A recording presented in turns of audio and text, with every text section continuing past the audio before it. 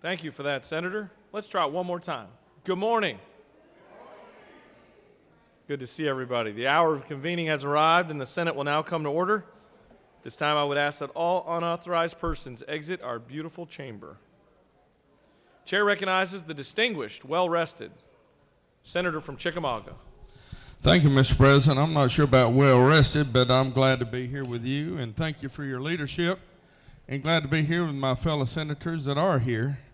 Moment in time, 1940, baseball is televised for the very first time, and the rest is history.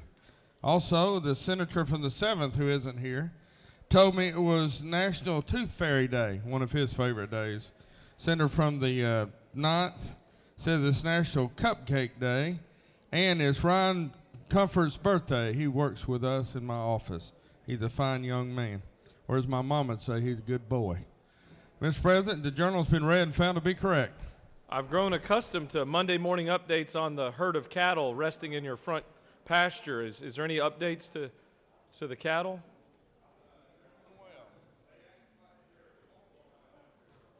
Thank you for that update. Is there objection to dispensing with the reading of the journal? The chair hears none, and the reading of the journal is dispensed with. Are there any motions to reconsider? Are there any motions to reconsider? The chair sees none. Is there objection to confirmation of the journal?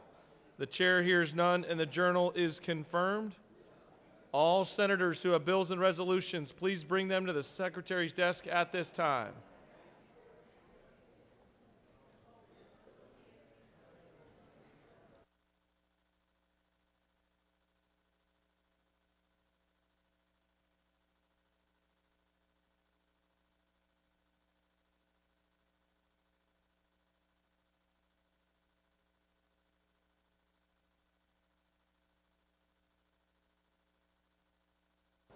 Mr. Secretary, first reading a reference of Senate bills and resolutions, please.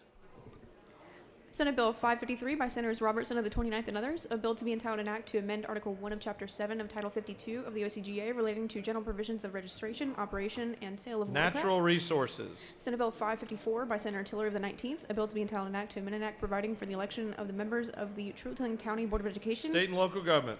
Senate Bill 555 by Senator Tiller of the 19th, a bill to be entitled an act to amend an act creating the Board of Commissioners of Truton County approved March 12, 1935. State and local government. Senate Bill 556 by Senators Thompson of the 14th and others, a bill to be entitled an act to amend Article 2 of Chapter 5 of Title 40 of the OCGA relating to insurance, expiration, and renewal of driver's licenses. Public safety. Senate Bill 557 by Senators Thompson of the 14th and others, a bill to be entitled an act to amend Article 1 of Chapter 4 of Title 49 of the OCGA relating to general provisions for public assistance so as to increase insurance and labor. Senate Bill 558 by Senators Gooch of the 51st and others, a bill to be entitled an act to amend Chapter 2 of Title 32 of the OCGA relating to Department of Transportation so as to amend notice provisions. Transportation. Senate Bill 559 by Senator Burns of the 23rd, a bill to be entitled an act to amend an act creating a new charter for the city of Thompson, approved March 15, Slow go. Senate Bill 560 by Senators Jones of the 10th and others, a bill to be entitled an act to amend an act to create and establish in DeKalb County, Georgia, districts from which the members of the county... Slow go.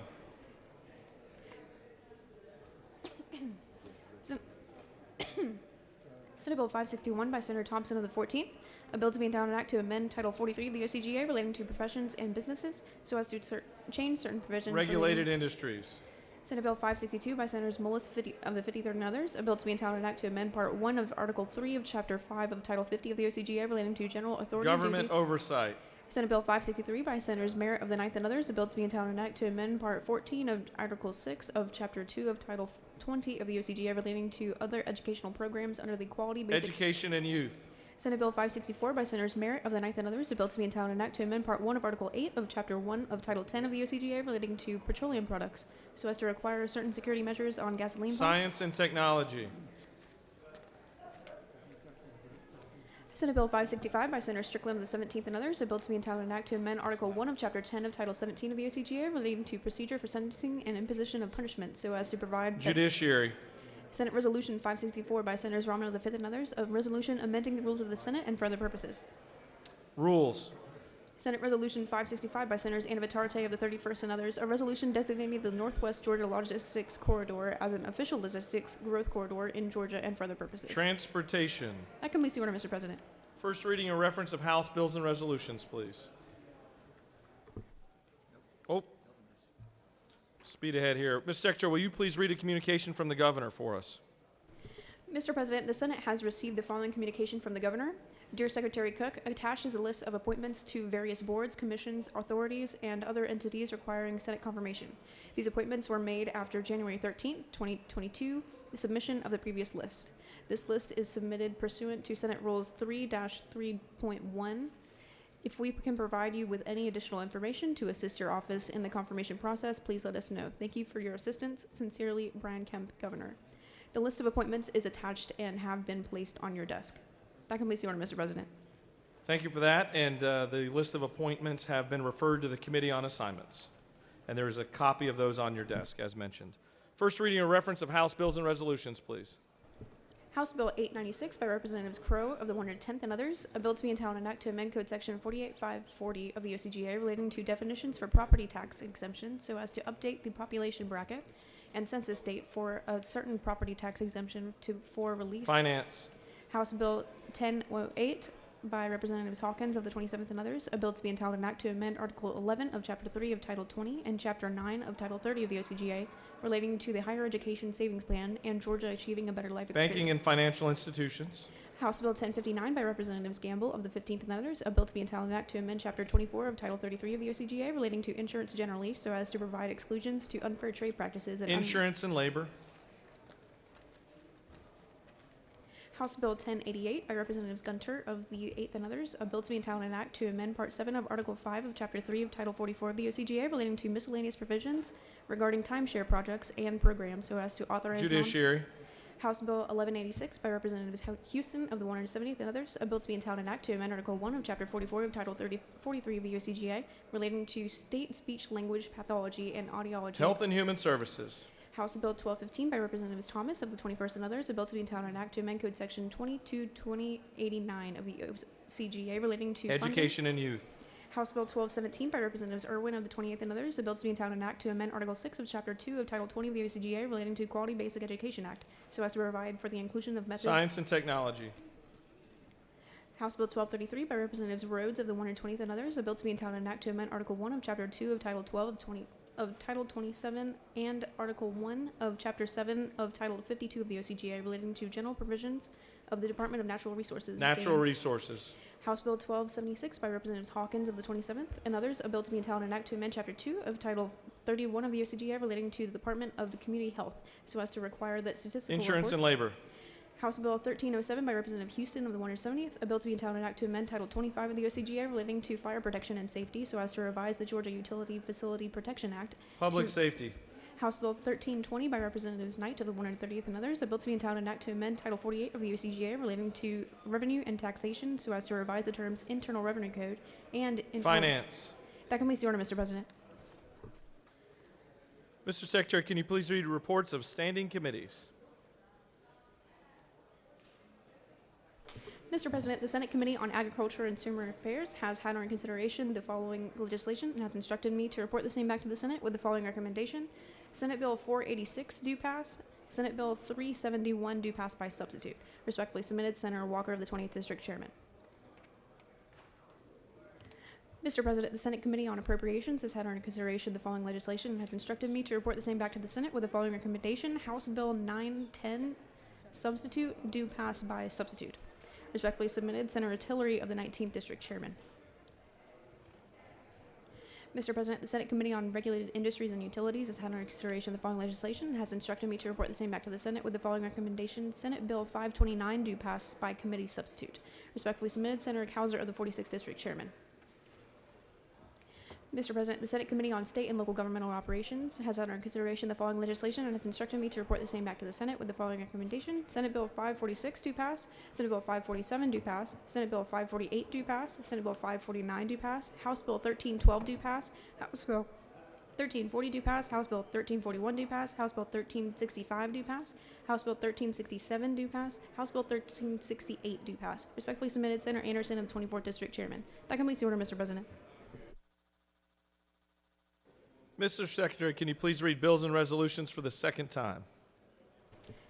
Senate Bill 345 by Senator Mullis of the 53rd and others, state and local governments from mandating vaccine passports prohibit. Senate Bill 378 by Senator Albers of the 56th and others, reckless conduct, definition of hazing, expand. Senate Bill 493 by Senator Mullis of the 53rd and others, timeshare projects and programs, non-judicial foreclosure of timeshare estates, authorize. Senate Bill 496 by Senator Burke of the 11th and others, death investigations, medical examiner's inquiry when a pregnant female dies and an inquest require. Senate Bill 500 by Senator Strickland of the 17th and others, commerce, a litigation bar on governmental entities regarding certain statewide opioid litigation, provide. Senate Bill 511 by Senator Anderson of the 24th and others, county boards of equalization, handling of appeals of property tax assessments, revise certain deadlines. Senate Bill 514 by Senator Dixon of the 45th and others, Unmasked Georgia Students Act, enact. House Bill 385 by Representative Blackman of the 146th and others, Teachers Retirement System of Georgia, employee beneficiaries, permit public school systems. House Bill 1011 by Representative Hogan of the 179th and others, motor vehicles, amber strobe lights, permitting requirements, exempt low-speed vehicles. House Bill 1361 by Representative Leverett of the 33rd, civil practice, Attorney General is to be served in a heard in defense of all acts of the General Assembly when challenged in any court action, clarify. That completes the order, Mr. President. All right, it's now time for a morning roll call. Are there any motions to excuse? The chair recognizes the senator from the 33rd. Thank you, Mr. President. And good morning, y'all. I hope everybody had a good weekend. I ask for unanimous consent to excuse the following senators for business outside the Capitol: 42, 15, 26, and 20. Without objection, the senators from the 42nd, 15th, 26th, and 20th are excused. Are there any additional motions to excuse? Secretary will call the roll of senators. Signify your presence by voting the yea switch. The secretary will unlock the machine.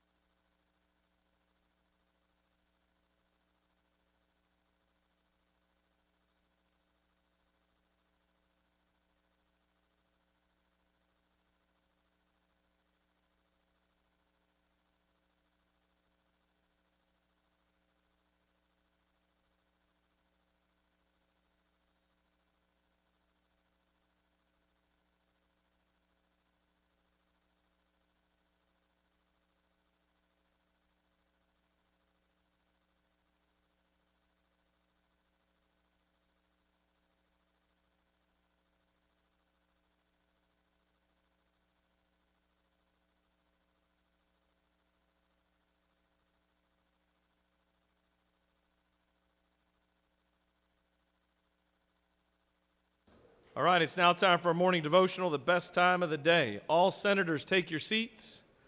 Cease all audible conversations. Doorkeepers, please prepare the chamber.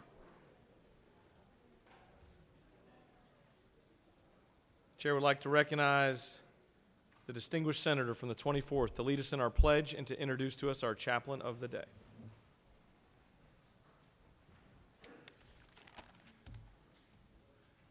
Let us pledge allegiance to the greatest flag in the world. I pledge allegiance to the flag of the United States of the world, with which stands one nation, under God, indivisible, with liberty and justice for all.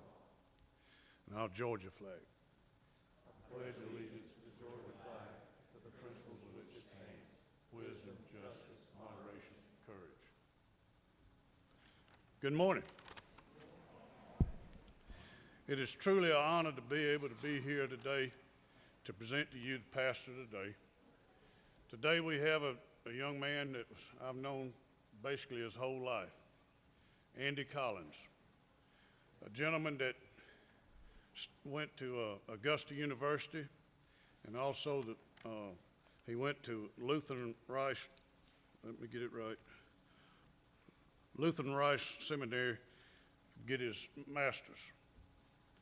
Ladies and gentlemen, I'm here to tell you that him accepting Jesus Christ was the most important thing he's ever done, and any of us have ever done.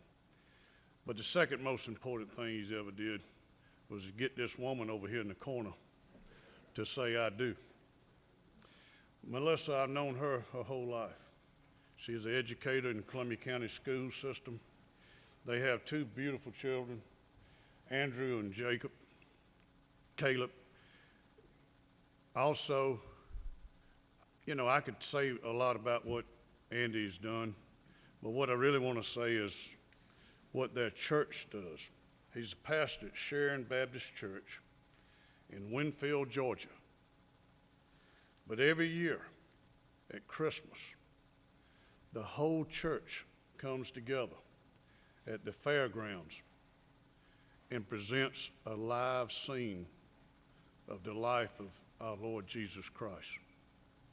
They have probably 10 or 15 tractors with trailers, with bleachers on the back of the trailers where people can come and view this awesome scene.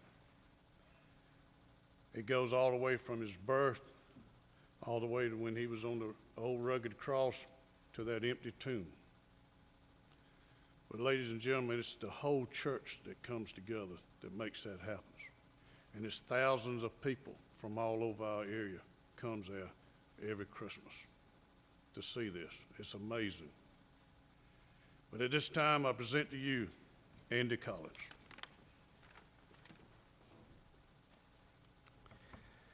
Lieutenant Governor Jeff Duncan, President Pro Tem Butch Miller, and my Senator Lee Anderson, and members of the Georgia State Senate, it is my privilege to lead you in devotion and then a time of prayer as you open your session. The Apostle Paul exhorted Timothy in 2 Timothy chapter 2 that supplication, prayers, intercession, and the giving of thanks be made for all men, but especially for kings and for those who are in authority. Therefore, senators, as I considered Paul's charge to Timothy, and my time before you today, I was compelled to share with you this statement. Appointed leaders are accountable stewards. Appointed leaders are accountable stewards. In fact, because appointed leaders are accountable stewards, I want you to know that I commit to praying for you as you lead. See, first of all, I pray for you because you are appointed leaders of your home. It is true that here in this chamber, you are recognized by your titles, your appointments, the committees which you serve. But in your home, you are identified as mom and dad, husband and wife, the relationship that God has given you. See, in your home, you are stewards of children and grandchildren, those who bear your last name, and those who will vote for you because they are your biggest fan, even if they're not eligible to vote yet. Second, senators, I commit to praying for you because you are appointed leaders of this great state. You have been trusted with a great responsibility. Moments ago, you pledged the principles of wisdom, justice, moderation, and courage. And the decisions that you make will impact everywhere, from the courthouse to the schoolhouse. Senators, the legislation that you pass will impact every generation, 4 generations. Georgia's most vulnerable will be blessed or burdened by the votes that you cast. The principles of our great nation will be preserved or disregarded, and all of the biblical principles that we were founded upon will be remembered or forgotten. And that is why I want you to know that I commit to praying for you as the scriptures command. But senators, the greatest reason I pray for you is because appointed leaders are accountable stewards.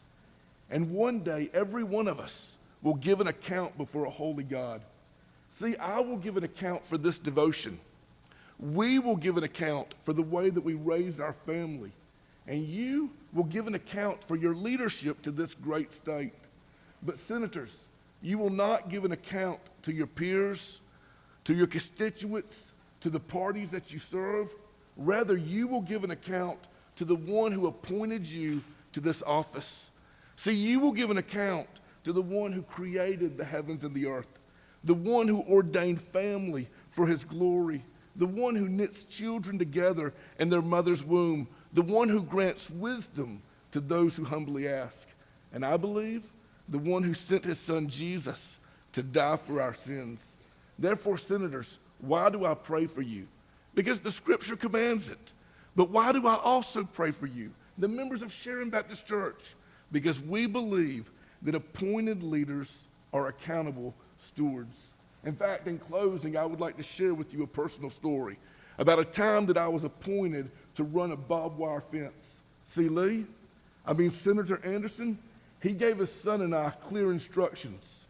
Together, Ben and I worked all day. We ran a barbed wire fence just as we wanted, just as we thought was right. I was doing that, and Ben was doing that. But whenever Lee arrived, it was obvious that it was not like he wanted. And for the first time, we stepped back from that fence, and we realized that it was as jagged as a heartbeat. And there was nothing straight about that fence because I was doing what I wanted, and Ben was doing what he wanted. But the one who appointed us, Senator Anderson, he was not pleased, and he did not have kind words to say. See, listen, appointed leaders will be accountable stewards, and one day we will stand before a righteous judge. I pray that he says of me, and I pray that he says of you, well done, thy good and faithful servant. You have been faithful in a few things, and I will put you in charge of many things. But one day we will give that account. Senators, can I lead you in a time of prayer, please?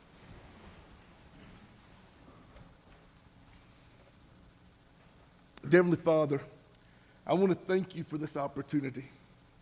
God, I'm thankful that we live in the great state of Georgia, and I'm thankful that Georgia is a part of the United States of America. You have blessed us. And God, just to be real, we do not deserve your blessing. God, I pray for our leaders. God, you have appointed them. You make that very clear in your word. God, I pray that they are good stewards of their home. God, I pray for a hedge of protection to be placed around their children, their spouse, their loved ones, their grandchildren. God, I pray that because you're merciful and you're kind, that you will pour out your blessings upon them. God, I pray that these men and women before me, these senators, God, I pray that they are good stewards of the office that they hold. God, I pray that you give them wisdom. God, I pray that they are guided through your word. God, I pray that you provide them counsel that they need to make righteous decisions. Lord, I ask that you are exalted in this chamber. God, that you will not allow us to call evil good or good evil. Last, God, I desire to be a good steward of this time. And so I praise you for salvation that comes through your son, Jesus. God, I pray that you will extend that mercy to every man, but especially our leadership. It is in Jesus' precious name we pray. Amen.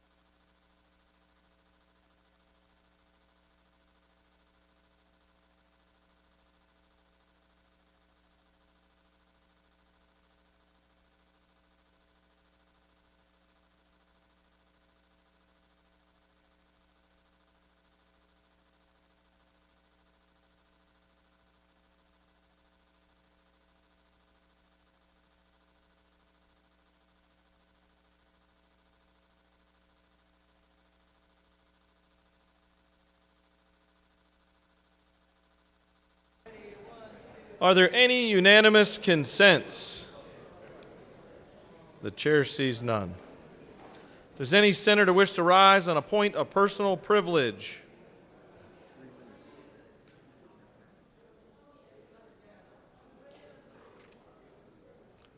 You have it. Almost got there. Chair recognizes the senator from the 44th for a point of personal privilege. As a point of reference for the chamber, because of it being day 21, it is now moved from 5 minutes to 3 minutes allotment for points of personal privilege for the remainder of the session. Chair recognizes the senator from the 44th.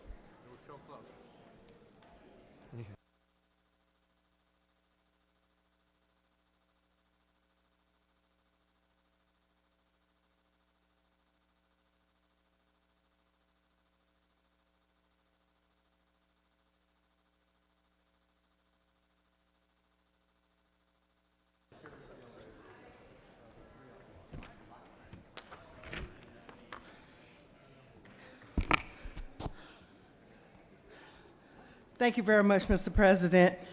On this final day of Black History Month, we honor and reflect upon numerous contributions of African Americans in the United States and globally.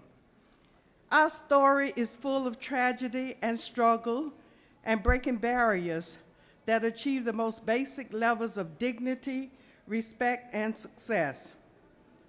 But our story is also full of triumph.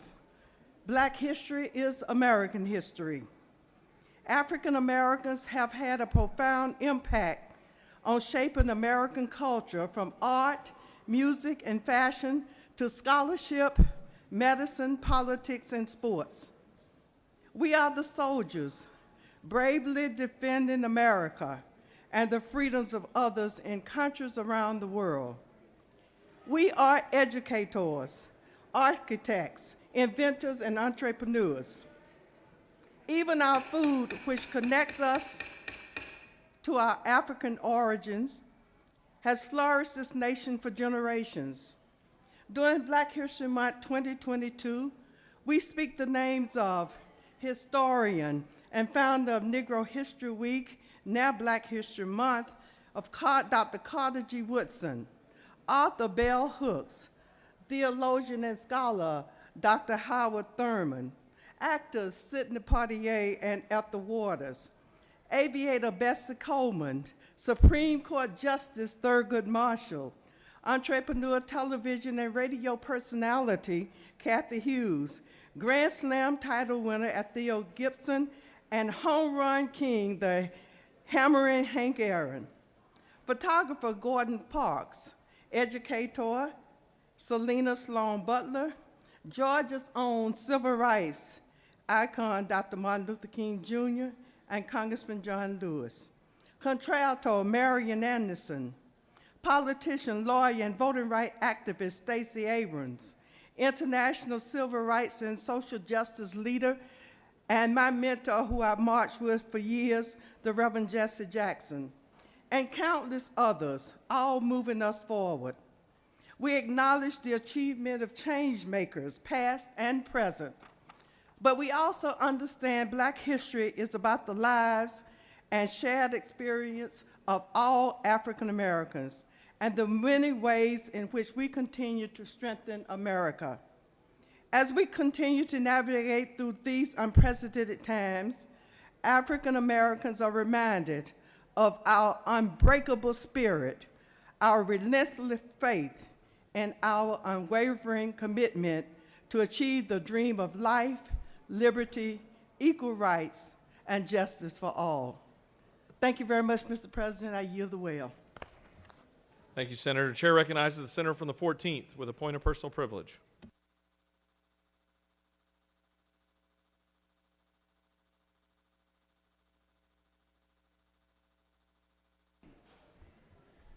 Thank you, Mr. President. I rise today to recognize a family and a tragedy that happened in Gwinnett County. Many of you know my son attends Riverside Military School. What a great, great academy over in the Gainesville area. And last week, unfortunately, one of his colleagues, 15-year-old Alexander Postel, in a domestic dispute at the home. Both he and his mother were shot and killed. So, Mr. President, I'd ask for a moment of silence for this family. Senators asked us to rise for a moment of silence.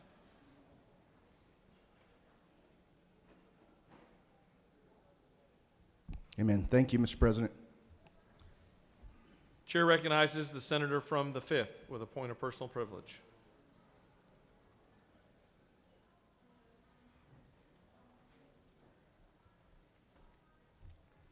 Thank you, Mr. President.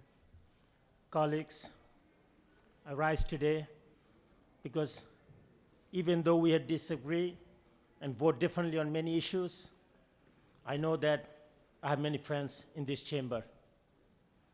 And I know that many of us disagree on policy.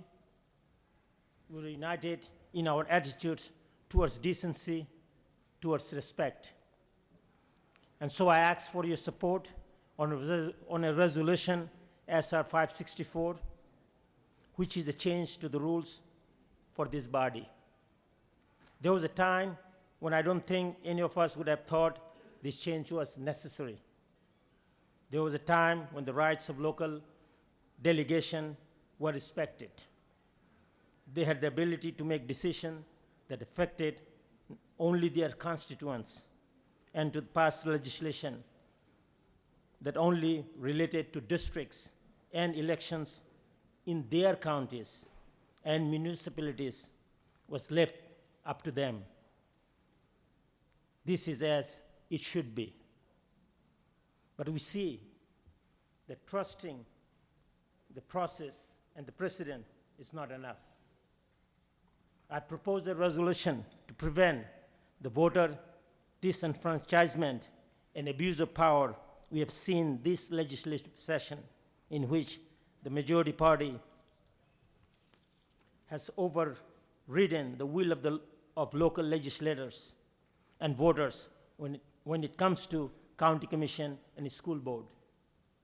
My resolution would require local legislation to be approved by a majority of the local county or city delegation before it can be passed. This is ultimately about democracy. We can allow the Senate as a whole or broadly interfere with the local decisions that are rightly made by those the people elected to govern. When state legislators from other counties are interfering in school board election, such as in Gwinnett County, instead of letting the local elected officials do their job, that is a voter suppression. Every member of Georgia House and Senate should support rules that prevent this kind of overreach.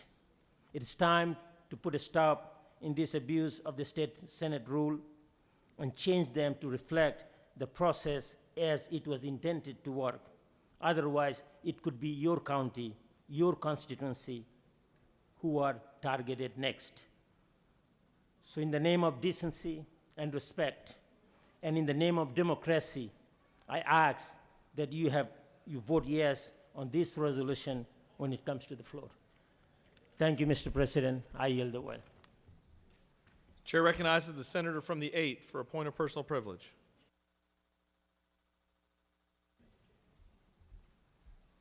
Thank you, Mr. President. I'm going to make this short and sweet. I was really disturbed over this past week when a video came out of a group of Americans that were chanting Putin and Russia. I can't tell you how much that disturbed me. My dad served with the 101st Division Airborne in Vietnam. There were 58,000 American soldiers that came home with that flag draped across a coffin, and those Americans might have died. The Vietnamese may have been the ones doing the shooting, but it was with Russian-supplied arms and armaments.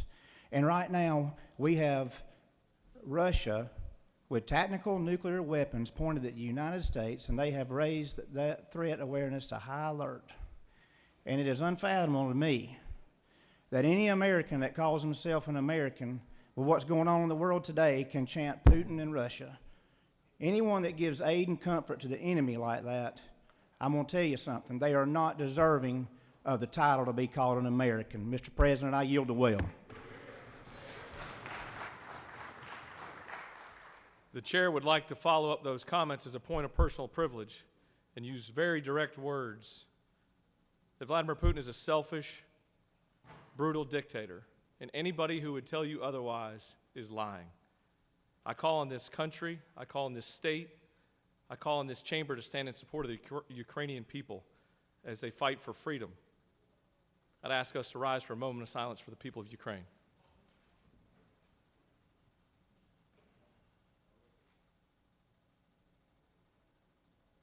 Thank you.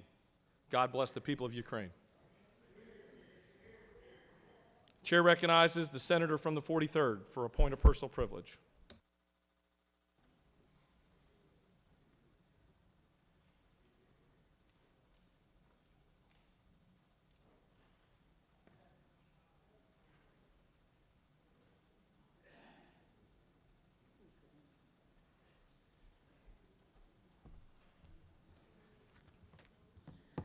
Thank you, Mr. President. Good morning. Today I rise as I bring recognition, honor, and celebration of the women of Alpha Kappa Alpha Sorority Incorporated. Today is AKA Day at the Capitol. I am here as a proud member of Chi Tau Omega chapter to celebrate the excellent service of Alpha Kappa Alpha Sorority Incorporated. We have 5 targets. Our programs are HBCU for Life, Women's Health Care and Wellness, Building Your Economic Legacy, the Arts, and Global Impact. These programs are not just local, national, but they are international programs. We are dedicated to implementing the service that enhances the social, economic, and educational well-being of local, national, and international communities. These programs remain at the heart of AKA. The size and scope of services provided to our communities have grown and significantly improved the quality of life for all who reside within our service areas. Again, today is AKA Day at the Capitol, and we celebrate the women of Alpha Kappa Alpha, founded in 1908, and I am a proud member. Thank you, Mr. President. I yield the will. Chair recognizes the senator from the 24th for a point of personal privilege.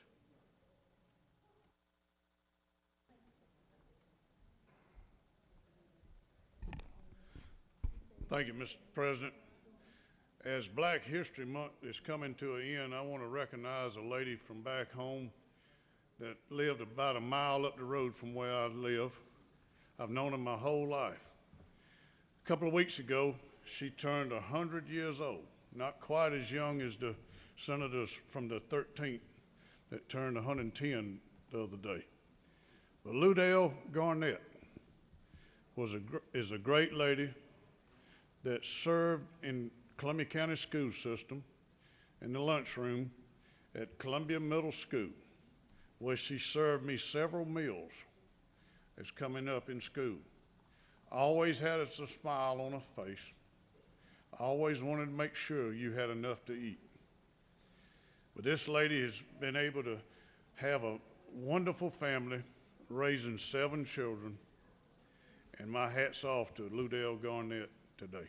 Thank you. I yield well, Mr. President. I know what you meant. Chair recognizes the senator from the 35th for a point of personal privilege.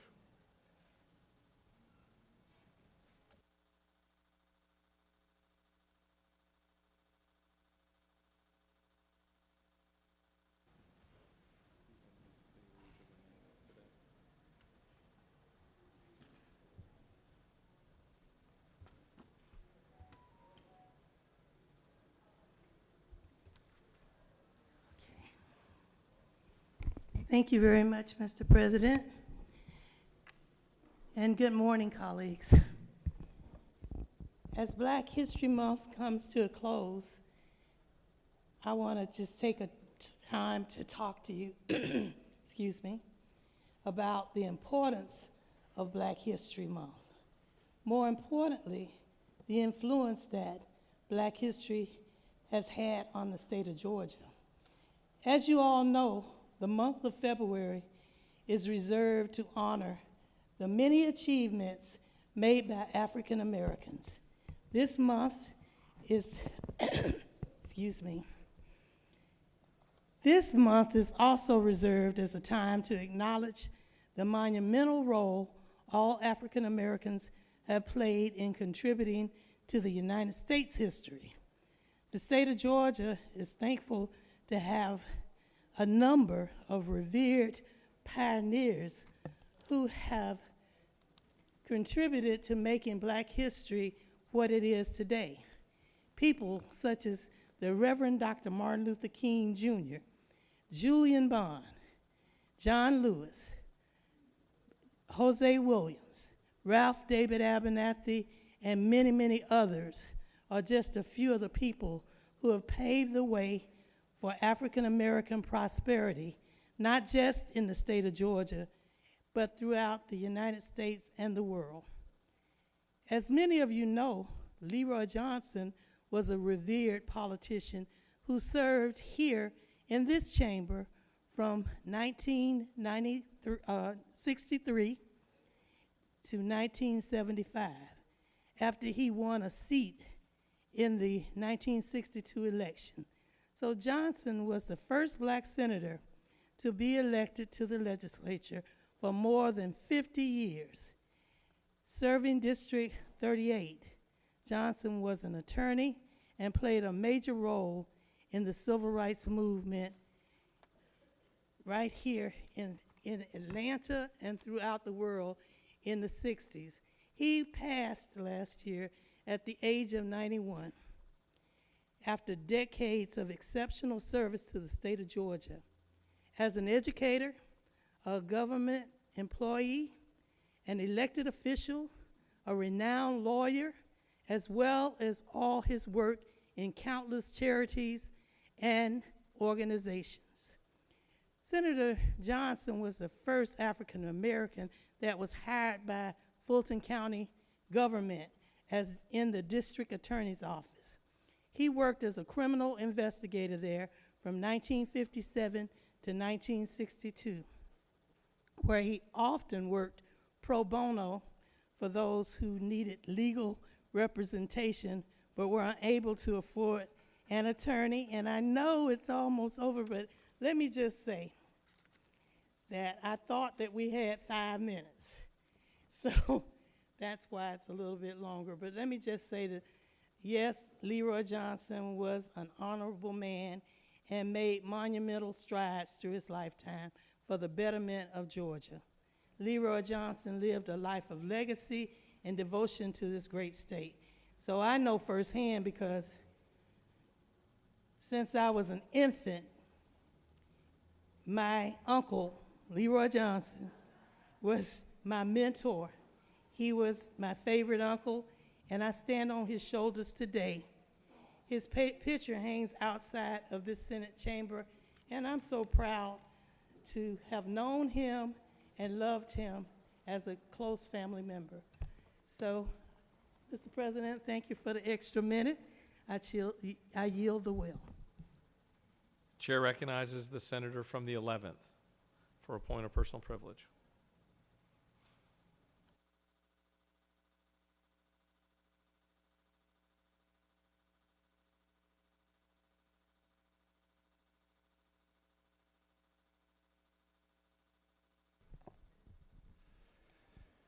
Thank you, Mr. President. I rise today to thank Governor Kemp. He has released a proclamation making today Rare Disease Day in Georgia. For those of you that don't know, rare diseases is a group of conditions that affect millions and millions of Americans, but because of their nature, they're very unusual and therefore usually very expensive to treat. One of the policy challenges facing states and all insurers is how to find a pathway to afford to be able to treat these conditions.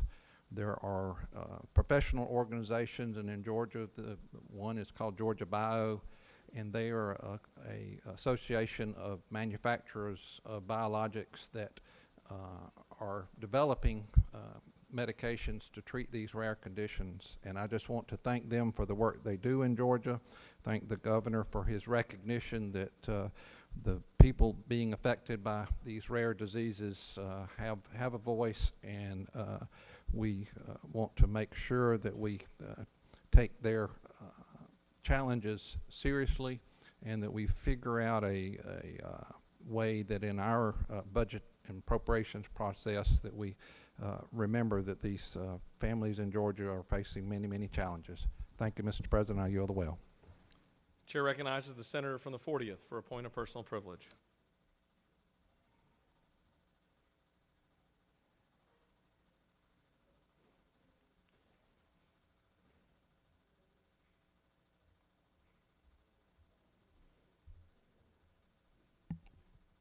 Thank you, Mr. President. Ladies and gentlemen of the Senate. Last week in this chamber, we had a little debate about sailboats. And the majority of Republicans in this chamber cast a vote in favor of requiring small motorless sailboats to carry a permit. But now today, we'll be debating a bill that says carrying a gun should no longer require a permit. How many people are killed each year by guns? How many people are killed each year by small sailboats? Why did Republicans refuse to remove the requirement to permit a small, peaceful sailboat, but proudly and confidently remove the requirement to permit deadly guns? Now, the main argument made by one of the leaders in the majority party, one, I might add, running for higher office, is that we should continue permitting small sailboats because Georgia is one of the leading states for stolen sailboats, or stolen boats. But I wonder how many guns are stolen in Georgia every year. Well, guess what? There's no way to find out, because in Georgia, keeping track of stolen guns is not required. And when we eliminate carry permits for guns, no one will really care when a stolen gun ends up in a violent person's hands. Stolen guns, stolen sailboats. The majority of the senators in this chamber, by the votes you cast, evidently think small sailboats are more of a menace, requiring government regulation, than guns. Now, some of you are thinking that it's the person that's dangerous, not the gun, but I have never seen a drive-by sailboat shooting either. Now, Georgia hasn't always been this nonchalant and laissez-faire toward guns. In fact, again, right here in this chamber, 12 years ago, the majority of Republicans voted in favor of increasing the permitting of guns. In 2010, Senate Bill 308, appropriately dubbed the Common Sense Lawful Carry Act, for the first time in Georgia, required a permit to open carry any handgun. Now you want to take all that away, and more. What changed? Did guns become less dangerous? Hardly. Surprisingly, most of the senators present in this chamber who were present in this chamber in 2010 are no longer here. But there were two who were. Maybe they could tell us what changed. If they did, do you think they'd stand up here and tell us that gun deaths in Georgia have increased 25% over the last decade? Or that gun violence costs Georgia $12 billion annually, $531 million of that paid by taxpayers? Or that Georgia has the 6th highest rate of gun injuries in the entire United States? Or that 70% of the people support keeping permits of guns? No. But one of them stood up last week and told us that if the NRA wanted to pass a bill requiring a baby to put a gun in a diaper, he'd vote for it. We've lost all reasonableness and logic in this chamber when it comes to guns. Thank you, Mr. President. I yield the well.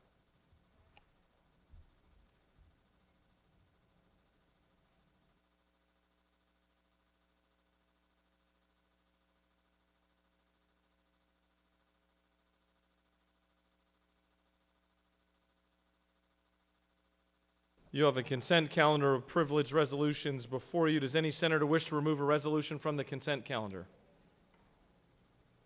Is there objection to adoption of the resolutions on the consent calendar? The chair hears none, and the resolutions on the consent calendar are adopted. Are there any motions to withdraw and commit? You have a consent calendar of local bills before you. Mr. Secretary, are there any objections filed to any bills on the local consent calendar? Mr. President, there are no objections filed. Is there objection to agreeing to the report of the Committee on State and Local Government, which is favorable to the passage of the bills on the local consent calendar? The chair hears none. The report of the committee is agreed to. The question is on the passage of the bills on the local consent calendar. All those in favor vote yea. Opposed, nay. The Secretary will unlock the machine.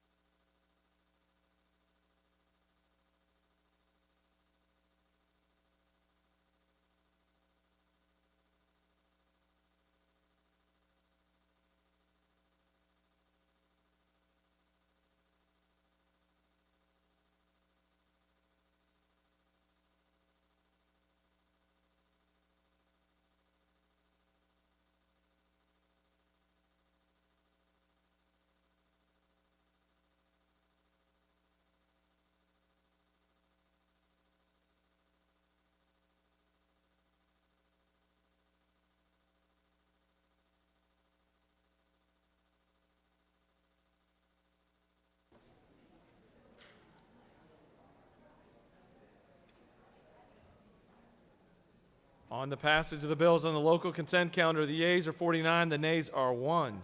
And the bills having received the requisite constitutional majority are therefore passed.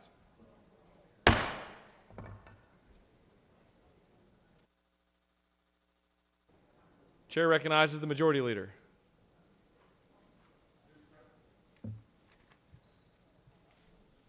Mr. President, I ask for unanimous consent that the bills that were passed on the local consent calendar be immediately transmitted to the House. The majority leader has asked for unanimous consent that the bills that were just passed on the local consent calendar be immediately transmitted to the House. Is there objection? The chair hears none, and those bills are immediately transmitted to the House. Chair recognizes the senator from the 9th to introduce to us our Doctor of the Day.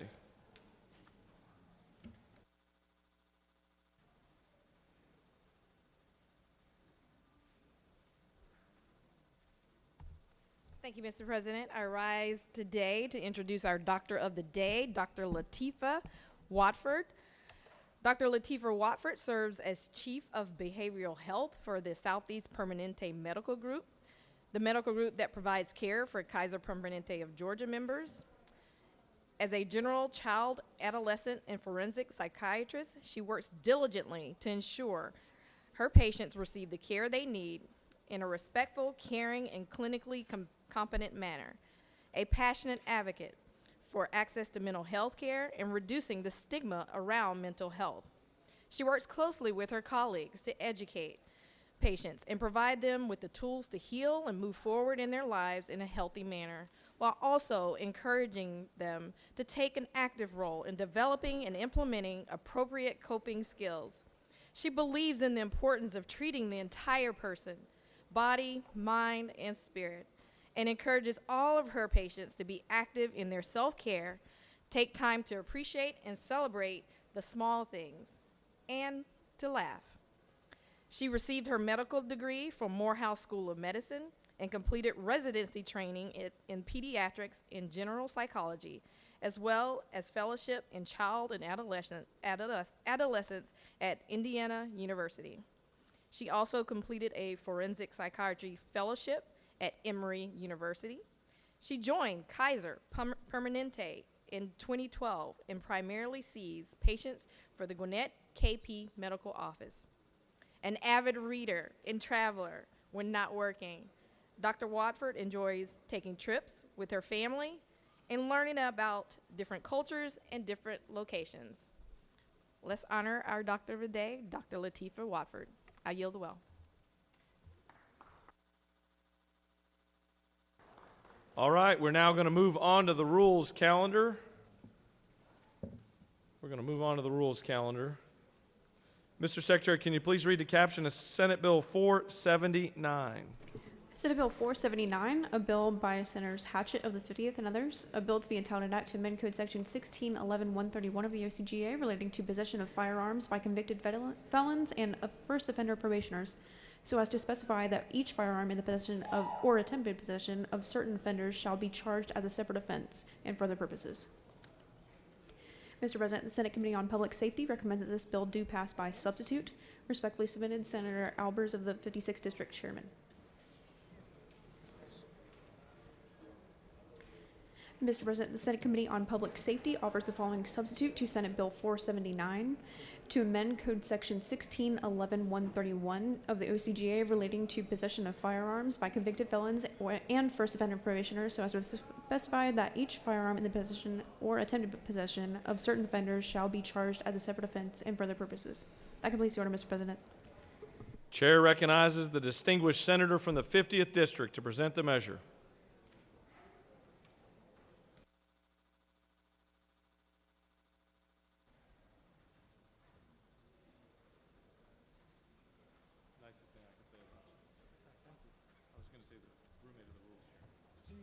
I was waiting for that one. Thank you, Mr. President. Colleagues, I rise today to bring you Senate Bill 479. This bill takes actions to ensure that convicted felons are held properly accountable when illegally possessing a gun. The courts have read our current law to mean that even if a convicted felon is in possession of an arsenal of weapons, he or she can only be charged with one single count of possession. This runs contrary to logic and against how prosecutors in Georgia have always charged offenders in possession of multiple firearms. This bill fixes that problem and ensures that convicted felons will be held accountable for each firearm or weapon that they obtain. It's pretty cut and dry. You know, what this bill does is it basically changes the law to where if you are in possession of multiple firearms and you're a convicted felon, you can be charged for each firearm that you possess, and not just the prosecutor's not just tied to only charge you with one.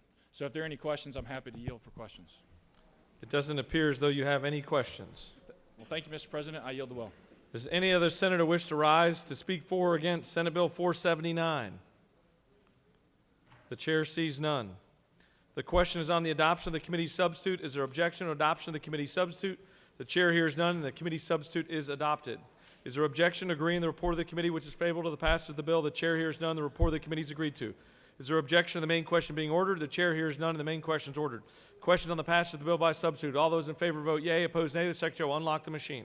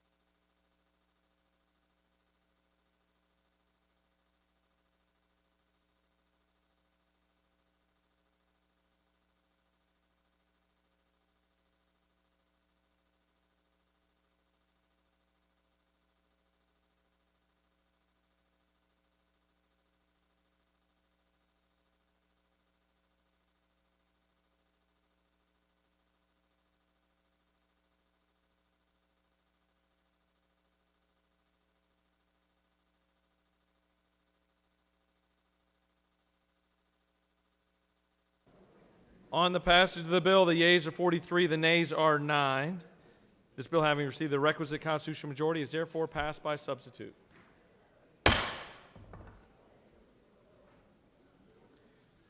Mr. Secretary, can you please read the caption of Senate Bill 259?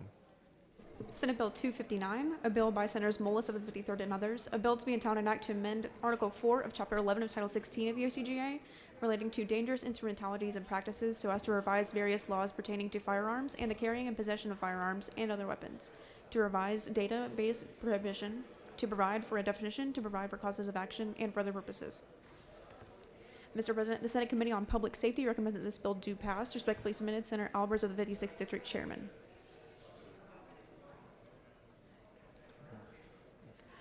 Mr. President, Senator Mullis of the 53rd District and others offer the following amendment number 1.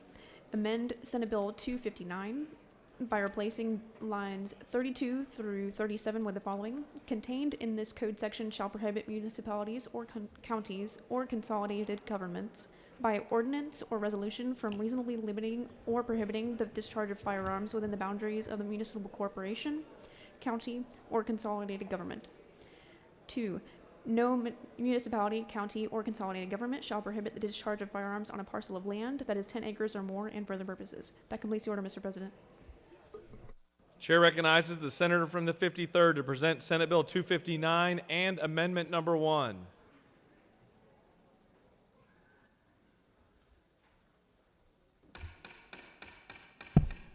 Thank you, Mr. President. Colleagues, I appreciate you being in attendance today for this outstanding piece of legislation. I'm going to give you the quick version. First, I want to thank the Georgia Carry, now I think they're called the Second Amendment 2A Association. Mr. Mahoney and Steve Lofton, they do an outstanding job, and they're very trustworthy. And I appreciate their attention to helping us with Second Amendment issues. This bill expands the ban on creating a multiple jurisdiction database. It's not proper to people's personal and private information to be transmitted all across the state and nation. So they can only use it in that county to deal with issues regarding the Second Amendment. The private and personal information will not be tolerated for being released to other agencies or other entities in this. It also prohibits local government from banning the discharge of firearms on their property if it's 10 acres or more. Of course, they have to use all the other safety and proper ordinances when they're firing their firearm, but we're talking about the Second Amendment, and they have the right to bear arms, including on their property, especially in multi-jurisdictional areas and just all jurisdictional areas. Also, it imposes penalties on government when it fails to auction off weapons. Now let me explain. If a weapon has, the serial number's been filed off, or it's in bad shape and it's broken, or it's an illegal weapon like a sawed-off shotgun, those still can be disposed of. But it requires that the jurisdiction or the law enforcement agency has to auction off the good weapons within 12 months. Mr. President, it's that simple. I'd be glad to answer a couple of questions if need be, but I know that the opposition would love to come down here and just talk about how they hate the Second Amendment. The chair recognizes the senator from the 6th with a question to your right. I'll yield. Will the senator yield? Thank you. In terms of some of the things you were just saying with respect to the database, is the concern that law-abiding Georgians should not have to put their name in a database and be tracked by their own government? That is correct. Okay, especially when it comes to a constitutional right? That's right. Okay. In terms Wait a minute. of... You sound like a Republican with that question, so I'm confused. Well, I believe in the Constitution. In terms of your advocacy for the residents of Buckhead, one of my concerns with respect to this particular bill has to do with noise ordinances. And specifically, as you know, there have been issues all Hang on. All right. all around the metro area with respect to street racing and the noise that it causes and keeps people up at night. In terms of discharging firearms, obviously, they make noise as well. My concern is that this would preempt localities from being able to regulate guns on the basis of a noise ordinance. Well, I'm not sure if I agree with that. I believe other ordinances would be proper in make sure that people are using common sense and firing their firearm within perhaps a small area. I don't know if 10 acres is small. It's not for me. But I think that would be part of their ordinances that might be, lawyers got to eat too, right? So a lot of legal activity could be part of this. Will the senator yield for one more Yes, I question? will. Would you be open to an amendment over in the House to make sure that noise ordinances would not be preempted? Well, I don't know if I'd be open to that, but I have deep respect for the House to put their say on a bill. So we'll see how it ends. Thank you for the question, Senator. Do you continue to yield? I think I'll sit down and watch the show, and Mr. President, I will come back and answer any questions, or I'll be glad to close at the end of this dialogue. So thank you very much. I appreciate your favorable vote on this, and I yield the will. Does any other senator wish to speak for or against Senate Bill 259 or the amendment?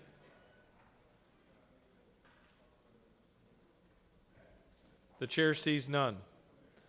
All right, we're going to first take up amendment number 1. Is there objection to adoption of amendment number 1? The chair hears none, and amendment number 1 is adopted. Is there objection to agreeing to the report of the committee which is favorable to the passage of the bill? The chair hears none. The report of the committee is agreed to. Is there objection to the main question being ordered? The chair hears none. The main question is ordered. Questions on the passage of the bill as amended. All those in favor vote yea. Opposed, nay. The secretary will unlock the machine.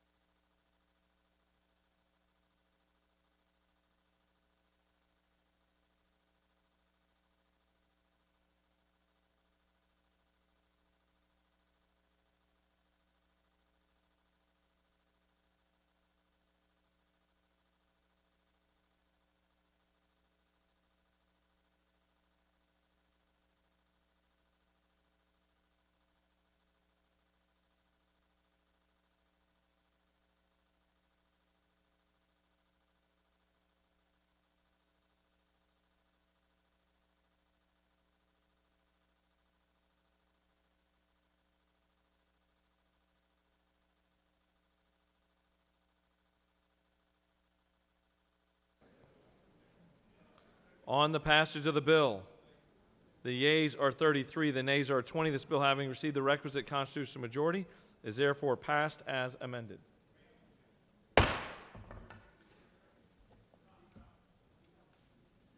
Mr. Secretary, can you please read the caption of Senate Bill 250 or Senate Bill 319?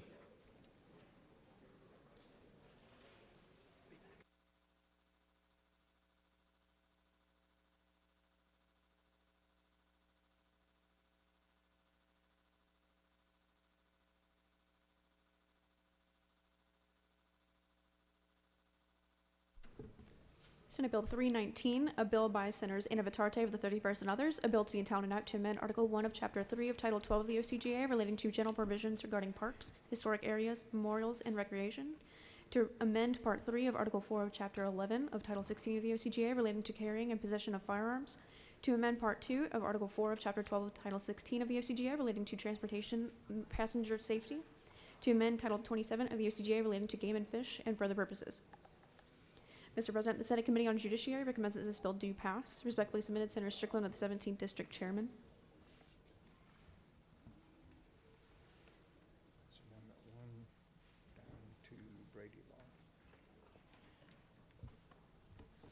Mr. President, Senators Al of the 48th and others offer the following amendment to amend Senate Bill 319 by inserting firearms on line 6 to amend Part 5 of Article 4 of Chapter 11 of Title 16 of the OCGA relating to Brady law regulations, so as to require universal background checks in all manner of firearm transfers and purposes, to provide for exceptions, to provide for criminal penalties, to provide for applicability, and by inserting after line 527 and for other purposes. That completes the order, Mr. President. Chair recognizes the senator from the 31st to speak to Senate Bill 319.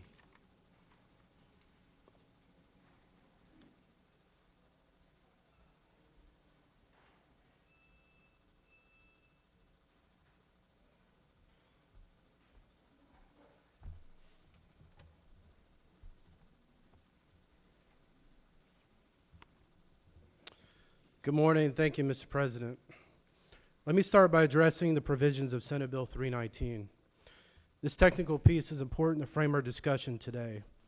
Senate Bill 319 simply combs through current law and strikes the requirements for needing a permit to legally carry a firearm.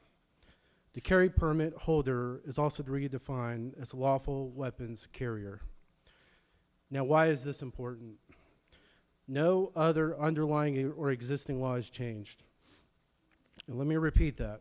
No other underlying or existing law is changed. The laws applying to the purchase of a firearm and legal possession of a firearm remain in place. Simply put, in order to legally carry a firearm, a person must have either legally purchased the firearm or be in legal possession of the firearm. Also, because we do not eliminate anything other than the requirement to have a carry permit, an individual can still apply to have a carry permit if they choose. There are various reasons that this might occur, such as the ability to carry a firearm in states with reciprocity. This law is strictly intended to remove an unnecessary burden from law-abiding Georgians. So when opponents cite tragic stories or heinous acts of violence and heartbreaking tragedies, please recognize those are due to the actions of criminals. What everyone in this chamber needs to understand is this: the growing response by law-abiding constituents to hearing these terrible stories is to go buy a gun and protect themselves. They want to protect themselves from the criminals who are committing the crimes, criminals who do not care about having a carry permit. Data shows that during the first 16 months of the pandemic, over 5 million Americans bought their first gun. A Pew Research study shows that the massive surge was driven by increasing purchases by women and people of color. It's understandable. Think of the images that we have seen over that time. They have turned on the national news and saw buildings on fire and stores being looted while reporters stood in the foreground talking about mostly peaceful protests. They watched police stations and federal courthouses under siege and autonomous zones being established without consequences. They heard people espousing crazy ideas like defund the police, and some politicians just did that. They thought to themselves, who's going to protect me and the people I love? Meanwhile, here in Georgia, they see a Wendy's burned to the ground and the area around it taken over while the police are ordered to stand down. They see their own eyes, local shop windows boarded up from looting, but didn't see it reported on the evening news. You want to know who is buying a gun for the first time and wants to carry it for self-defense? It's a young mom who just heard on the radio in her car that there was another carjacking at her neighborhood gas station. And so with this surge in the first-time gun ownership by law-abiding individuals, there are more people needing to get a carry permit. Let me be clear. They want a permit. They want the permit because they want to follow the law, and current law says you have to have one. What they don't want is to be slow-walked through a completely unnecessary step in their quest to legally have the ability to defend themselves. I have no doubt there's going to be plenty of robust discussion today, probably for a while. And I understand that not everyone is going to agree. Some people choose to blame inanimate objects for the actions of criminals and then associate the actions of criminals with law-abiding citizens. That's okay. But I would caution my opponents that that kind of flawed logic leads to one thing: more people, good people from all walks of life, going to buy more guns and more ammo before some gun-grabbing politician will make it harder to protect themselves, their family, and their property. Regardless of what might be said today, this bill is about people, not politics.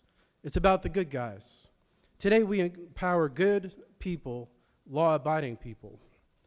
And it's about the bad guys, the violent felons, the domestic abusers, the gangsters, and the drug dealers. If they are carrying a gun, they already are breaking the law by possessing it. My question to you is, whose side are you on? With that, Mr. President, I yield for a couple questions. Chair recognizes the senator from the 6th with a question. Will the senator yield for a series of questions? I will yield for some questions from my friend from the 6th. They'll be easy. You're an attorney, I expect that. Senator, would you agree that there should be no extra layers or extra steps to be able to exercise a constitutional right? Yeah, I think having any government barrier in place is unnecessary. And I think all we're talking about here is removing a permit in 319. We're not changing any laws in Georgia. And so, Senator, would you agree that a requirement by the government to apply for a permit or for a card that then allows you to exercise your constitutional right is an unreasonable government-sponsored barrier? Well, is your question going to pertain to 319, or are we going down a rabbit hole to talk about some other issue? We're talking about the Constitution. Well, we're talking about the Constitution, but today we're talking about 319. We're talking about constitutional rights. So do you I agree or do you understand that. not agree? Today, all we're talking about is removing a government barrier for somebody to carry a weapon in Georgia. Senator, would you agree that a citizen of this state should not have to wait to be able to exercise his or her constitutional rights? I think as it relates to Senate Bill 319, we saw thousands of Georgians during the pandemic that had a government barrier placed in front of them with government offices closed, not being able to obtain their carry permit. And Senator, with respect to some of the concerns voiced at the hearing, the judiciary hearing, that law-abiding Georgians should not have to put their name in a database tracked by their government across state lines, would you agree that law-abiding Georgians should not have to put their name in a database, be tracked across state lines, and be subject to criminal prosecution if they failed to do so? I think law-abiding Georgians have nothing to worry about if they're not breaking the law. I think the worry should be for criminals. And then finally, Senator, would you agree that bad guys don't follow the laws anyway, so why shouldn't we just make it hard? Why should we make it harder for the good guys to exercise their constitutional rights? I think we shouldn't punish law-abiding citizens, and we should punish criminals and street gangs. Thank you. Thank you, Senator. Do you continue to yield? Sure, one more, why not? Chair recognizes the senator from the 26th with a question. Does the senator yield? Yes, sir. If we change the law, right now you go to magistrate court to get a gun Probate court. carrying permit. What about those folks who might have mental problems, or those folks who have been involved in family violence? Senator, if you're a law-abiding citizen, then you can carry your weapon. If you fall into one of the categories that is currently prohibited under federal code or state code, you can't carry lawfully in the state of Georgia. Senator, further yield. Yes, sir. How do you know they're law abiding or don't have a mental problem if you do not go and actually file for a carrying permit? Well, Senator, I don't think it's the job of government to force citizens to have to walk around with papers determining whether they're law-abiding or not. I think we're afforded those rights as a United States citizen. Senator, further yield. Yes, sir. Yes, Senator. Senator, is it not true that people skirt the law and sometimes they are not they have not been adjudicated as a criminal, but might have issues mentally? And isn't it true that a person with a mental problem who might be on medication that does not take their medication ends up with a firearm that does damage to someone or hurt someone or kill someone?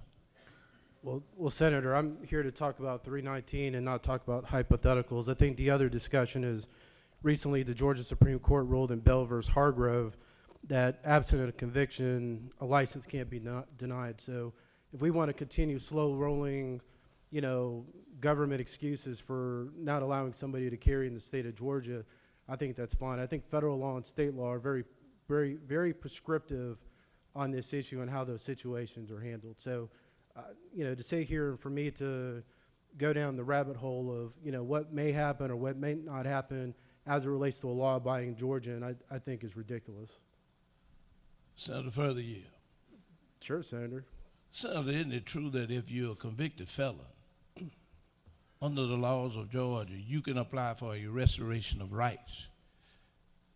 And once you receive the restoration of rights, if you've been a convicted felon, you can get a liquor license, a gun license, as though you've never had a crime or been convicted of a crime. Isn't that true?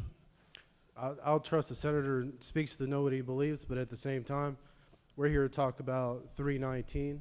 And I'll tell you that, you know, growing up, and I talked about this a little bit in committee, is, you know, my brother and I, when we grew up, we hung around gangbangers. My brother was in a gang. We hang around bad element. We hung around people who were arrested. They shipped drugs. They shot people. They did all kinds of crazy stuff. So those are the people we're trying to keep guns out of the hands of. And if you're a criminal, you're a criminal. If you're a good guy, you're a good guy. I think this is pretty black and white in terms of who's good and who's bad. With that, Mr. President, I yield the will. Senator has yielded the well. The chair recognizes the senator from the 48th to present amendment number 1.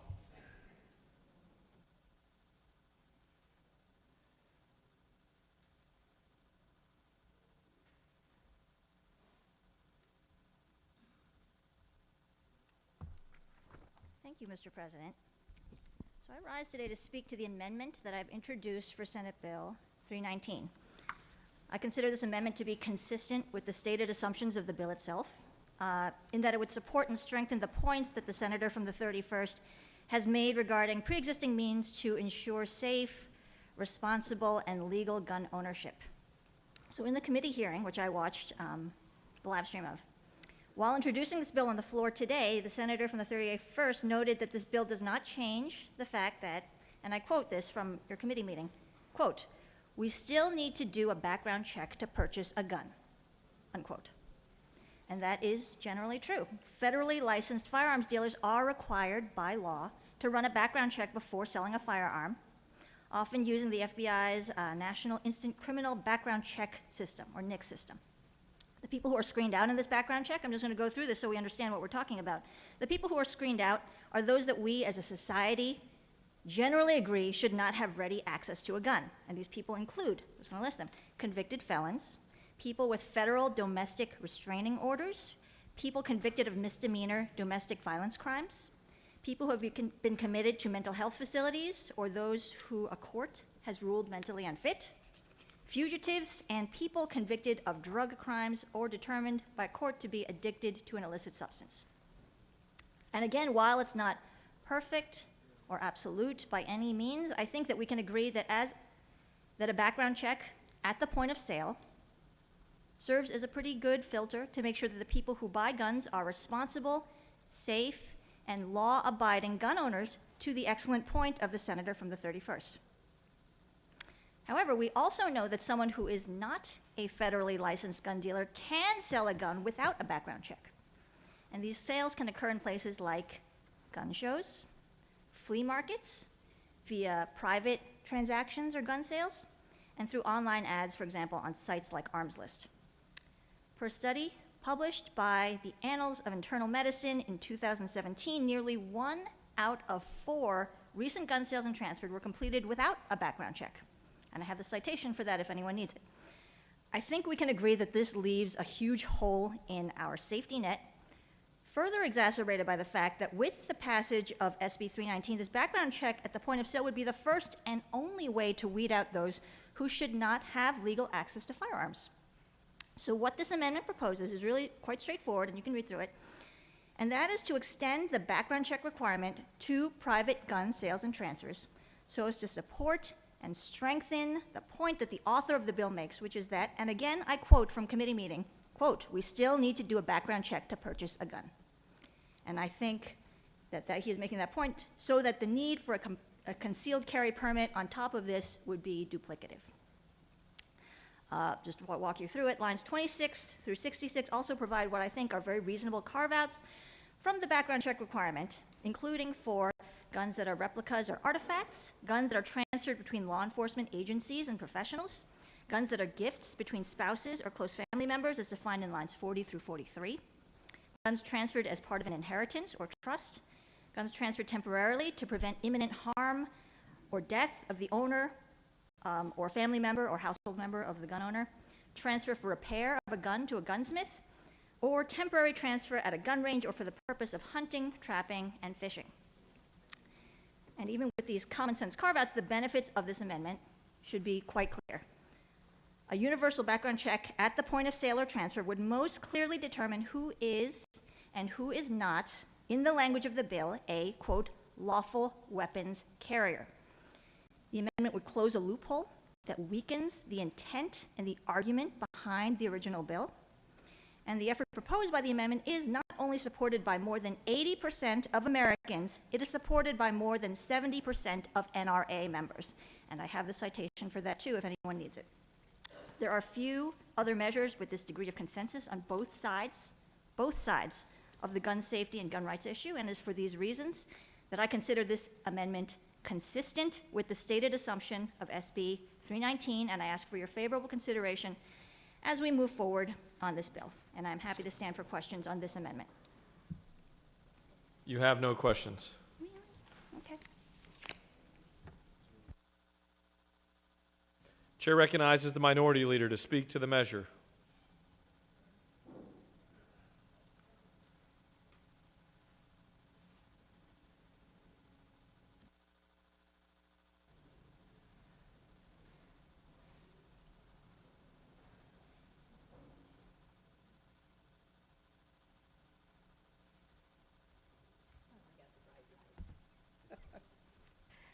Thank you, Mr. President, members of the Senate. I rise today on Senate Bill 319 because when I turned the TV on this morning to look at the weather and the traffic, the first story that was on there was that a four-year-old child was killed last night in a parking lot at a grocery store. When I think of a 4-year-old, I think of my great-granddaughter that's 4 years old. And I think of a young boy that was 4 years old that was killed in a church a few years ago. So I just want us to pause and think about the kinds of bills that we are passing here today. It seems that we are deregulating. We are going backwards instead of forward. And I just want to give you a few facts that you can keep in mind. The rate of gun deaths in Georgia has increased by 41% from 33%, which is the national average. And this happened between 2011 and 2020. Gun violence in Georgia costs $12 billion a year, and $581 million of that is paid by taxpayers. In Georgia, the rate of gun suicide increased by 13%, and gun homicide increased 92% since 2011, also higher than the national rate. And if you want to look for these facts, you can go to cdc.gov, and I have a couple of more sites that you can check out. Suicide makes up 57% of gun deaths in Georgia. And Georgia's firearm suicide rate has remained consistently higher than the national rate. Research consistently shows access to firearms increases with the likelihood of suicide. In Georgia, the 10 leading causes of death lists suicide as number 10 in Georgia. That's 14.6 per 100,000 people. In Georgia, the use of firearms and family violence reported to law enforcement is on the rise, and the rate of fatal accidents increases as firearms use increase. There is a 500% increase in risk of homicide when an abusive intimate partner has access to a gun. and Georgia has the 6th highest rate of gun injuries in the U.S. Despite the fact that advocates for guns claim they are for self-protection, the evidence shows that the presence of a firearm in a domestic violence incident raises the likelihood of a homicide, regardless of who owns the gun. So I really think that we need to give a lot of thought and pause to how we are treating our gun laws and what we are doing here. We are allowing every person, even if you've committed a crime, to own a gun. That's the way I see it. Mr. President, I yield the well. Chair recognizes the senator from the 6th to speak to the measure.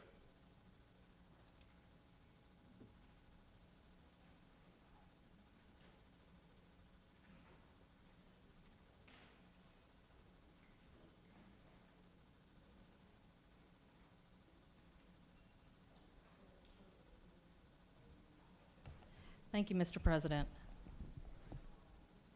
So here's a modest proposal. For every gun law that we pass to loosen gun restrictions, why don't we do the same for voting?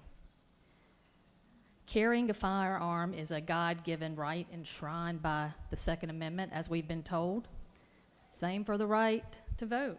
14th, 15th, 19th, 24th, 25th Amendments. Voting should be equally free of government restrictions, or at least afforded the same level of constitutional freedom.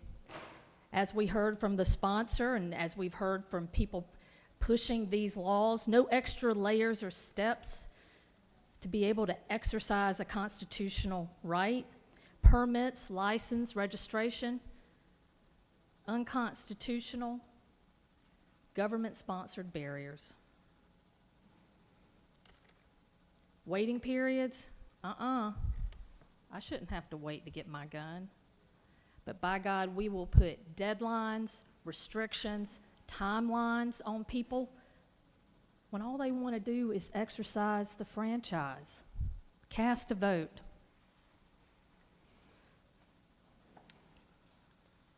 You know, the approach taken by the majority party in this chamber often gives me whiplash.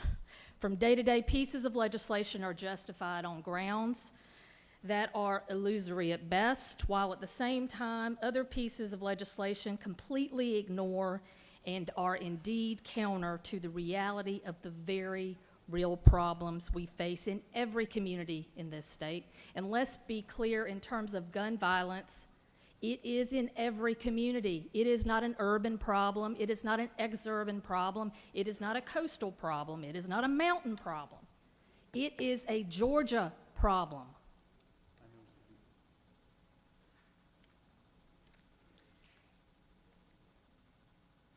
But with respect to voting rights, while they want to loosen restrictions with respect to guns, have guns everywhere, have them everywhere. When it comes to voting, the majority is going to tell you when, where, how, with what ID, what document, what deadline you will have to deal with to exercise your God-given rights. Looser gun laws, stricter voting laws. All the while, the body count adds up while the votes don't. I yield the well. Chair recognizes the senator from the 50th to speak to the measure.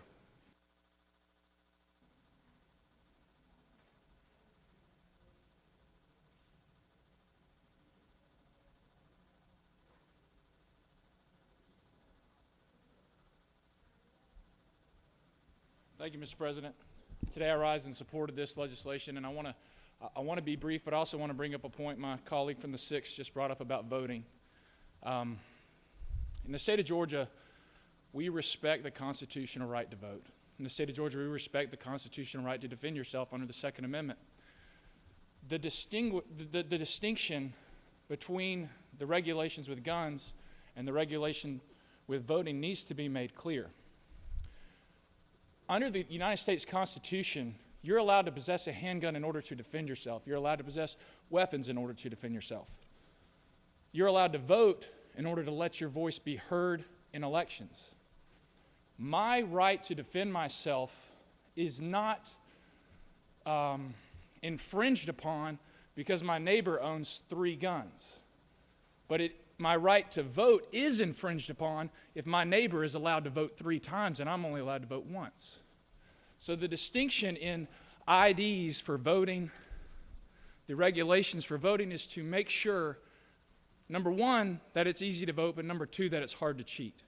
And with that, Mr. President, I yield the well. Senator has yielded the well. The chair recognizes the senator from the 42nd to speak to the measure.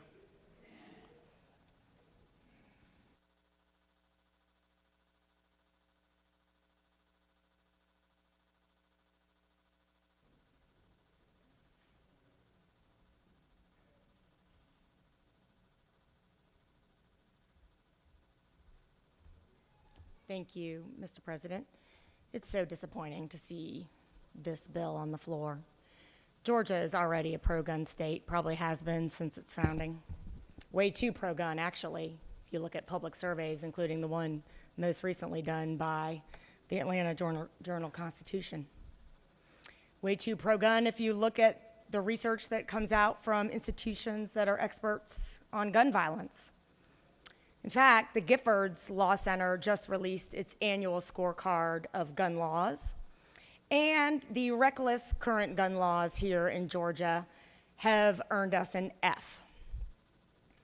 Even so, we used to have a teeny modicum of sensibility around gun legislation.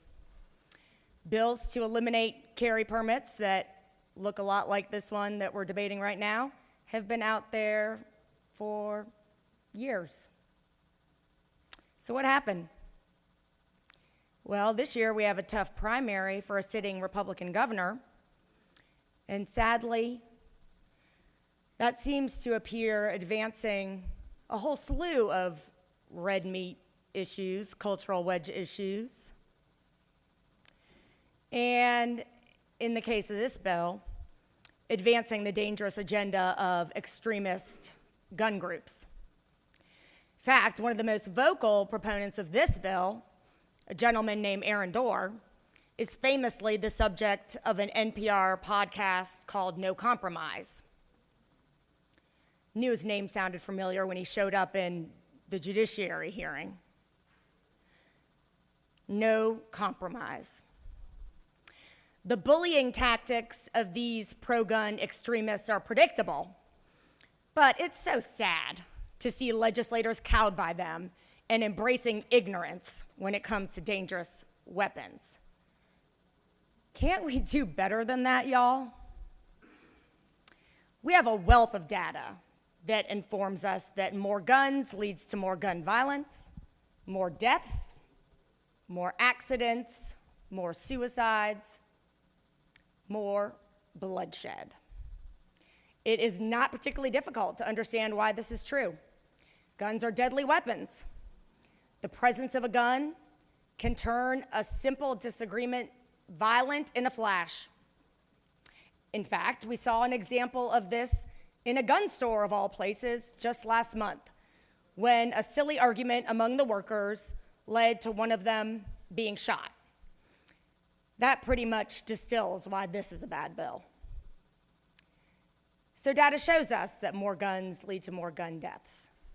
This data comes from multiple reliable sources, not one carefully curated talking point by people paid by the gun lobby to distort the truth.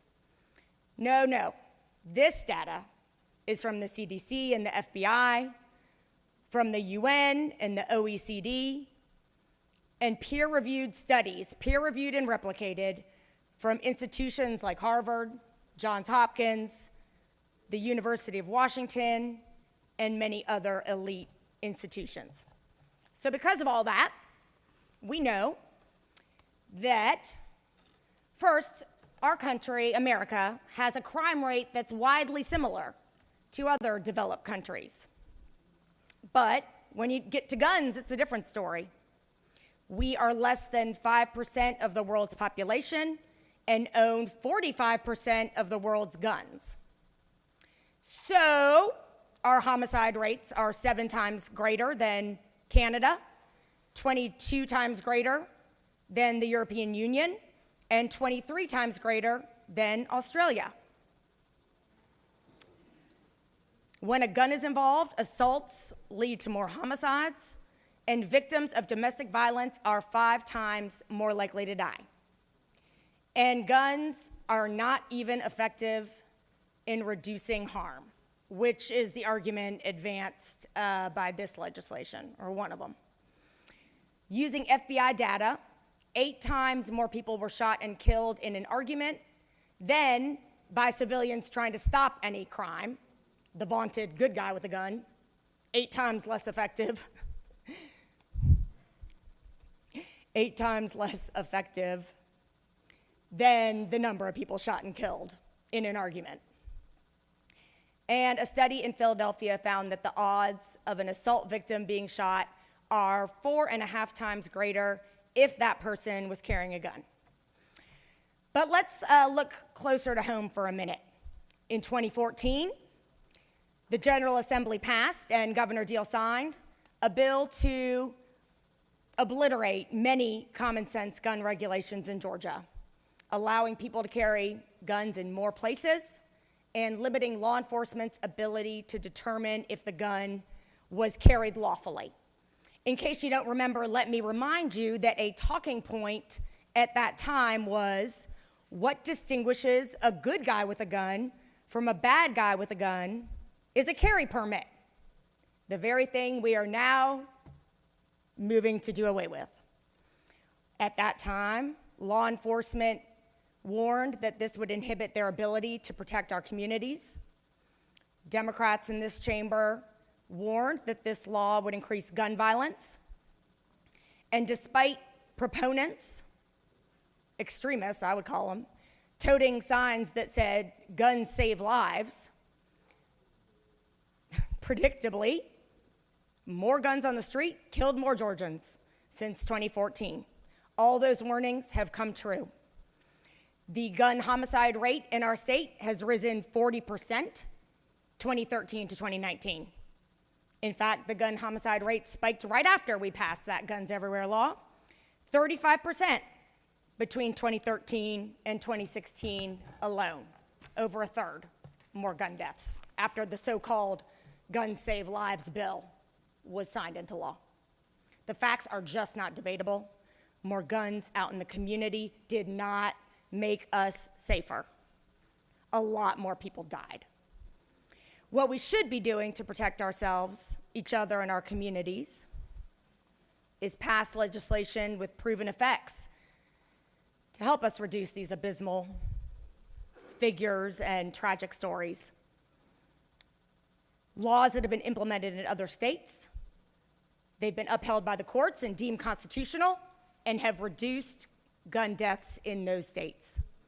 The most effective of these include universal background checks that cover all guns at a point of sale.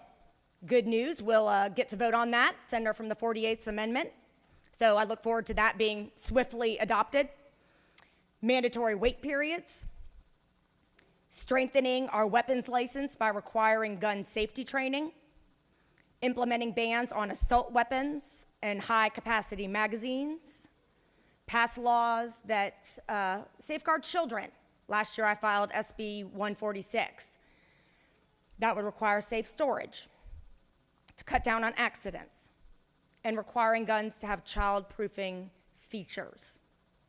Red flag laws that take weapons from those who are a risk to themselves or others until they no longer are, and enforcing laws to protect victims of domestic violence. We heard testimony in Judiciary Committee from the Georgia Commission on Family Violence about how poor our laws are when it comes to protecting victims of domestic violence, causing domestic violence deaths, and how this law, this bill, will not help the situation. Repealing stand your ground laws that encourage vigilantism. We know what we need to do to protect our communities, but we're doing the opposite. We're not protecting innocent children like Grayson Fleming Gray, little babies, 6-month-old, shot and killed sitting in his car seat this year from random gunfire, or the other 6 children killed by guns in just Atlanta this year. Or Matthew Wilson, this one I'm humiliated about, a visiting British astrophysicist who died in his girlfriend's apartment in Brookhaven because of jerks just shooting guns off outside. I wonder what the headlines look like in England. There they go again, those stupid Americans. And that's exactly what I would think, and that's what I think. We're the laughingstock of the developed world with our gun laws. And I feel terrible that this British astrophysicist visited our city and died as a result of our asinine gun laws. We're not protecting minority communities that are disproportionately impacted by gun violence, or women like Soon Chung Park, killed last year at the Gold Spa. Listen up, we're not protecting people like Ahmaud Arbery, considered a threat by just being in the neighborhood. That and the Stand Your Ground laws combined, they chase him down and kill him right there in the streets, and almost got away with it until that video surfaced. We're not protecting the school children in Parkland, Florida, or the kids threatened, killed, or impacted by the hundreds of school shootings that have happened all over this country in the past decade. We're not protecting women who are being abused right now, and we're not helping protect people who are at risk for suicide, because having the ready availability of a deadly weapon in that moment of despair makes it much more likely that they will not live to see their loved ones seek help, resume their lives. And this certainly doesn't help law enforcement do their jobs to keep the public safe. But we heard a lot of talk from the senator from the 31st about how everyone should be scared because they see a lot of danger on the streets, and so they need guns to protect themselves from the criminals. Well, the real irony of this bill is that it directly protects criminals. It's amazing. You heard that right, criminals. The Council of Superior Court Judges reported that 5,200 weapons carry permits were denied last year alone. This number is artificially low because we actually don't require counties to report. The most common reason for the denial is past criminal conviction. So in this bill, the immediate effect is that we make it easier for criminals to have guns, to make it easier for there to be bad guys with guns. And this whole good guy with a gun thing is so infuriating because don't forget, everyone is a good guy with a gun before they commit their first crime. Everyone is law-abiding before they aren't. Everyone is a good guy before they become a quote-unquote gangbanger. Ubiquitous guns mean more accidents, suicides, road rage incidents, and yes, more former good guys who are now bad guys.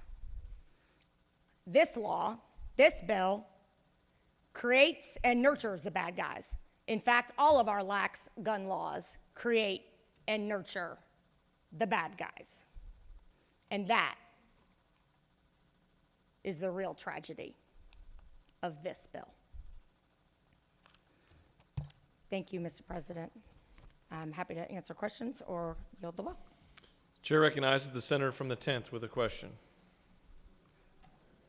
President, would the senator yield? Certainly, to my friend. Senator, thank you for explaining really what's embedded in this bill. I heard you barely mention law enforcement. Do you know of any law enforcement organizations in favor of this legislation?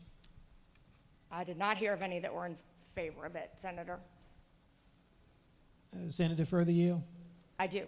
Senator, I know you mentioned Parkland. Wasn't there an incident where a case was settled with Parkland for some huge amount of money related to their guns being involved in those killings down in Florida?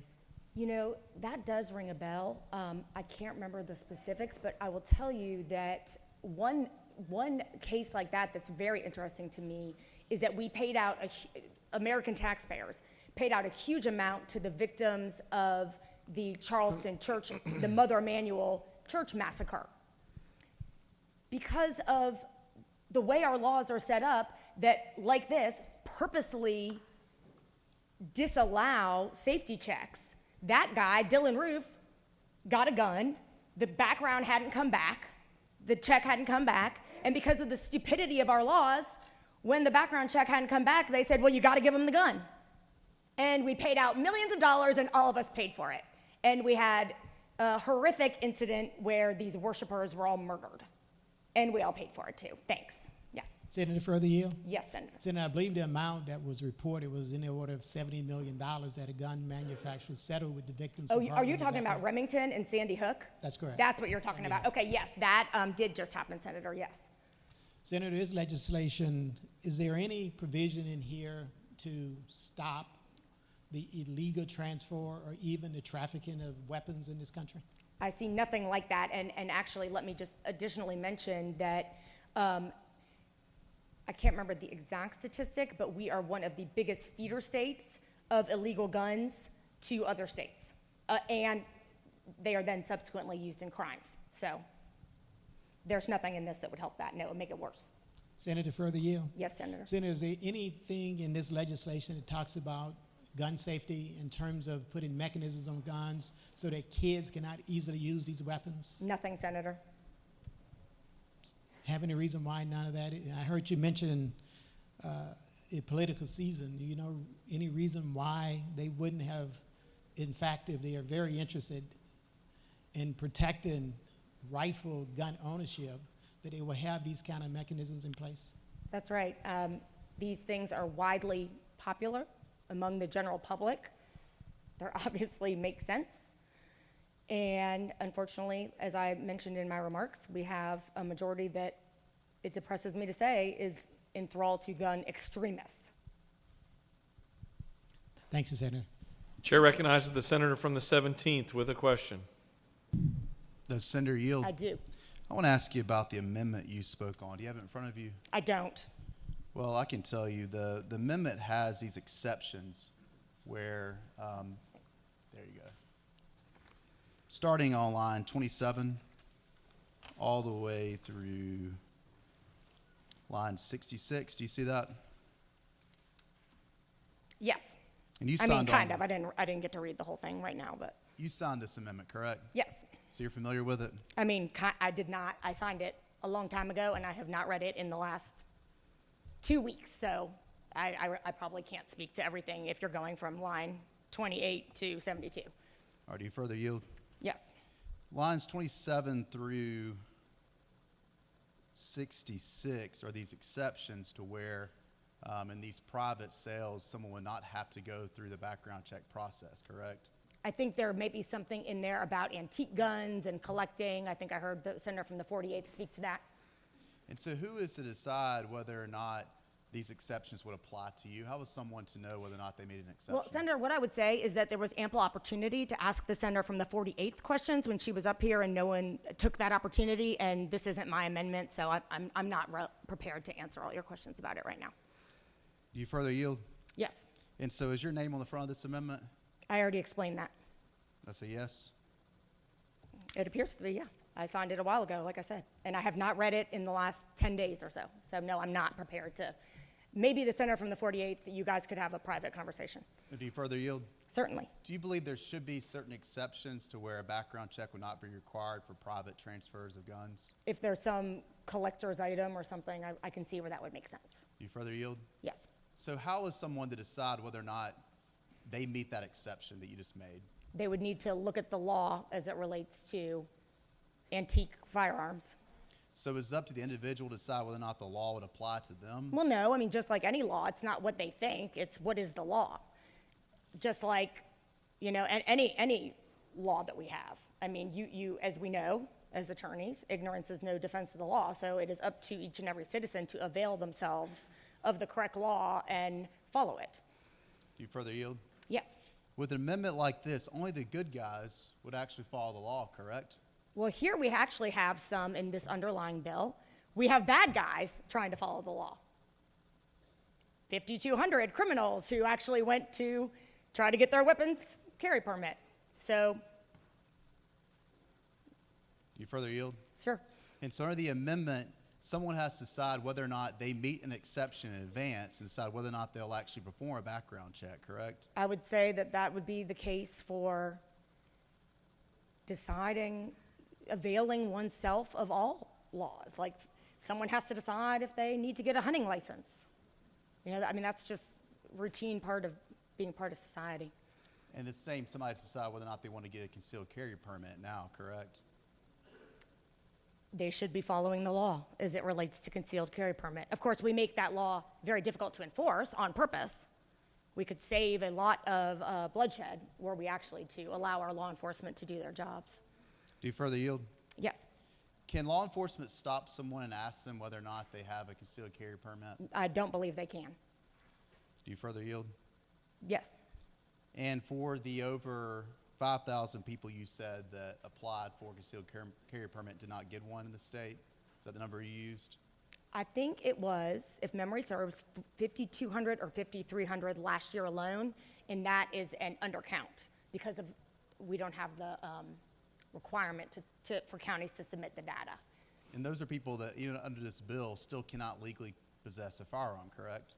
They cannot, but since we've hamstrung law enforcement, you can run out the logical conclusion on that one. And you further yield? Yes. And so for the people that decide to follow your amendment and decide that the law does apply to them, they actually have their rights infringed upon because they decide to follow the law, correct? No, I disagree. You're talking about antique firearm exchanges? Well, you have more than I don't that. see how their rights are infringed upon. If you take a look at the bill in front of you, the amendment in front of you, for example, line 40.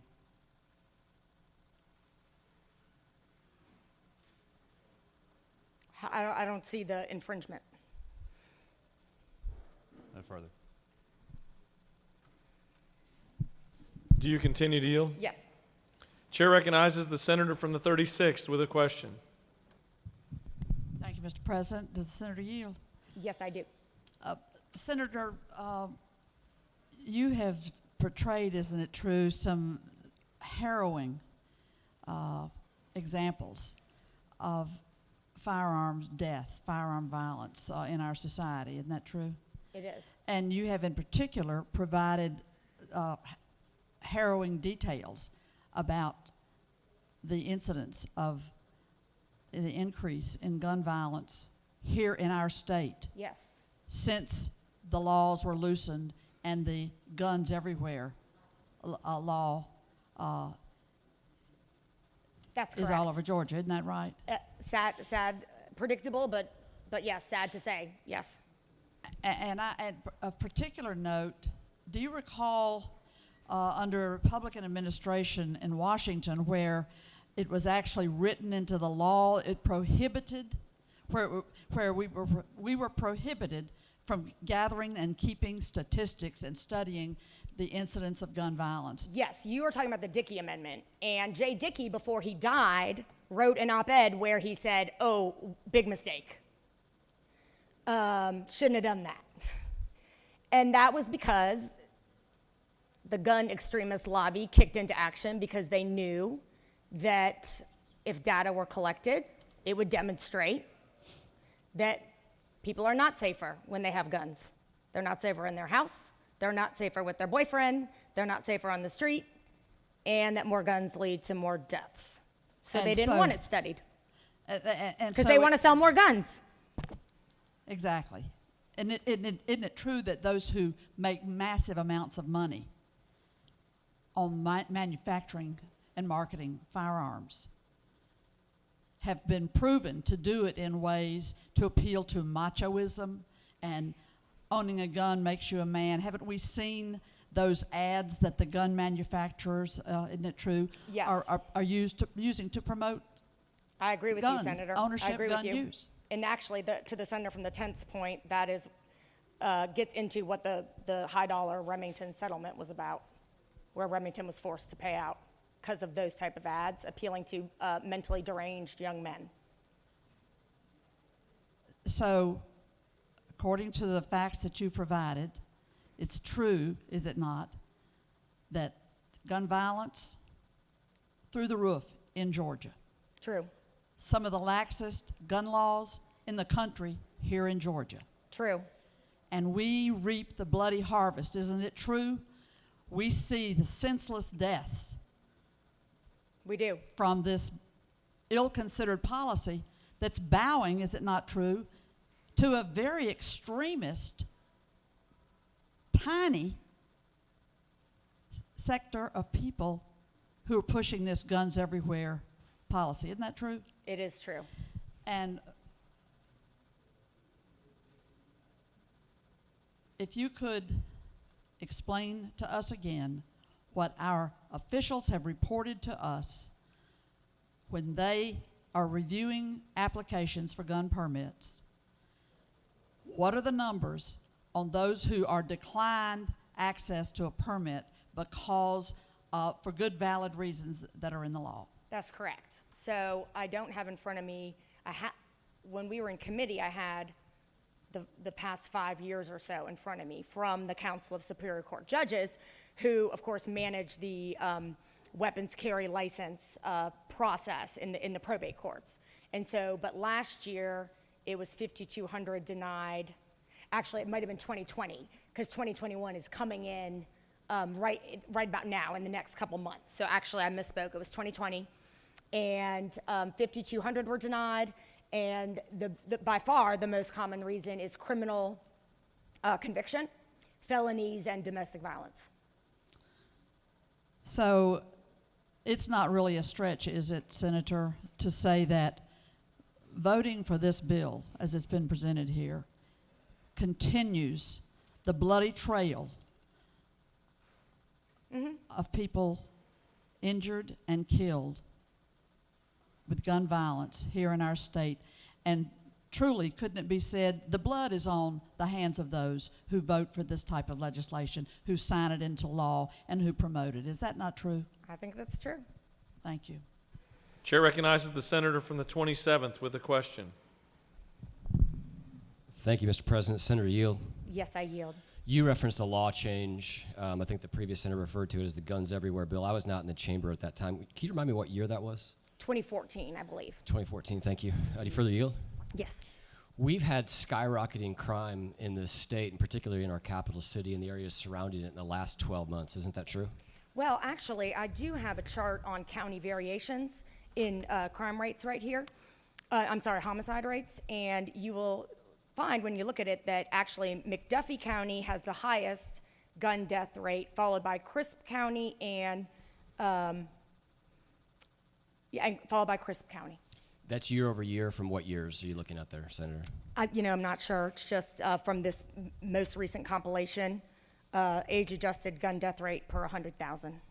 I got you. So thank you. Do you further yield? Yes. So what you're looking at is total per capita, not necessarily year over year change, but you highlighted. This does not have year-over-year change. It leads to my question, which is, in the last 12 months, gun laws in the state have not changed, yet we have seen skyrocketing violent crime. And you're equating gun law changes, or the guns everywhere, as the previous senator said, with the change in violent crime. What do you equate the violent crime change to in the last 12 months in Atlanta? I don't know. What I'm saying is, I didn't say anything about that. I said that since 2014, in the first 3 years after that bill, it went up 35%, and now it's up 45% since that time. That's what I said. So I said more guns are not saving more lives. And we've loosened, I've given, oh my God, I've lost count of the number of speeches like this I've given in this chamber. So I actually disagree with the premise of your question that we haven't loosened gun laws. We continue to loosen them. They continue to make no sense, and we continue to have more people die. Do you further yield? Yes. The premise of my question is that violent crime right outside of this building has skyrocketed over the last 12 to 24 months. Do you agree with that? It depends on what type of violent crime you're talking about. Let's start with murder. I don't have the figures in front of me. I do think murder is up in Atlanta this year and maybe last year. Do you further yield? Yes. And if gun laws lead to that, yet we have not changed the gun laws, I am curious what you equivocate and assign the rise in murder in Atlanta to if the gun laws have not changed in the last 24 months. The important thing to note, Senator, is that the more guns lead to more deaths. So when I hear the senator from the 31st say, oh, and then we've got these scenes outside, and you know what I think? I think that's because you made the laws that way in general. That's because we have no laws around guns, so everyone freaking has one. Do you further yield? Yes. I come from the state of Illinois and went to school in the city of Chicago. Mm-hmm. Are you familiar with what the gun laws are in the city of Chicago? Yes, and that's exactly why I pointed out that Georgia, guns procured in Georgia show up in other states all the time that have stronger gun laws. It is our fault. It is our fault and the fault of states like ours with asinine gun policy why the murder rate is that bad in Chicago. I see my time has expired. Thank you, Senator. I yield the will. Chair recognizes the senator from the 53rd to speak to the measure.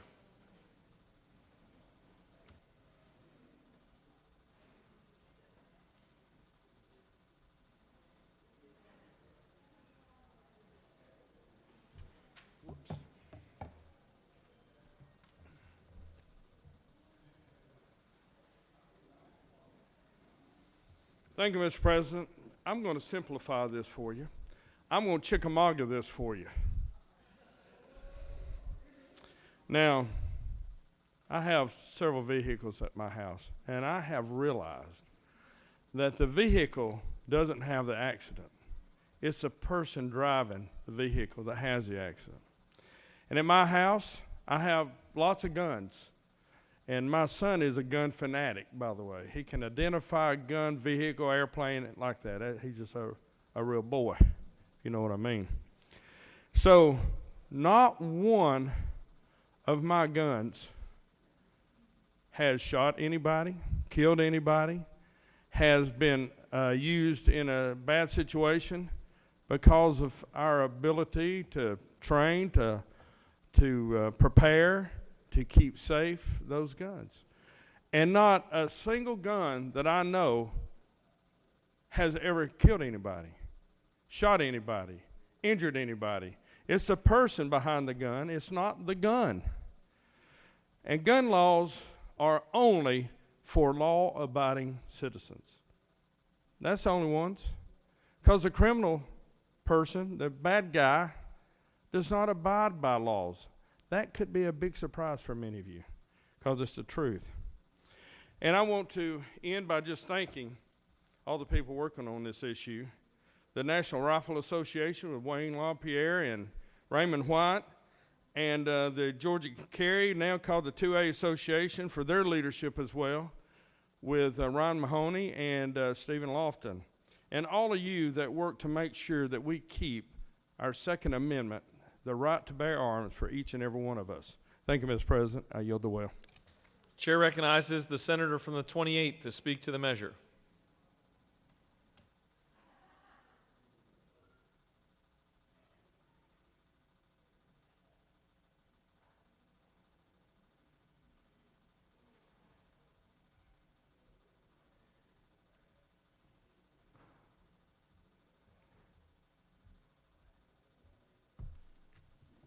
Thank you, Mr. President. While y'all are sitting in your seats, I just want you to ask yourselves, what would a Ukrainian citizen say about these stats about gun deaths? Ask yourselves, what would a Ukrainian citizen say about their right to take up and bear arms? You ask that before you hit your button today. Thank you. Chair recognizes the senator from the 29th to speak to the measure.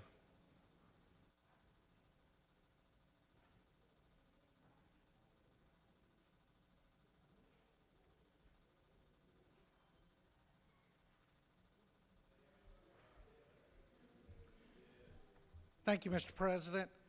I'm always surprised by the pro-law enforcement people that come just falling out of the sky when it's convenient.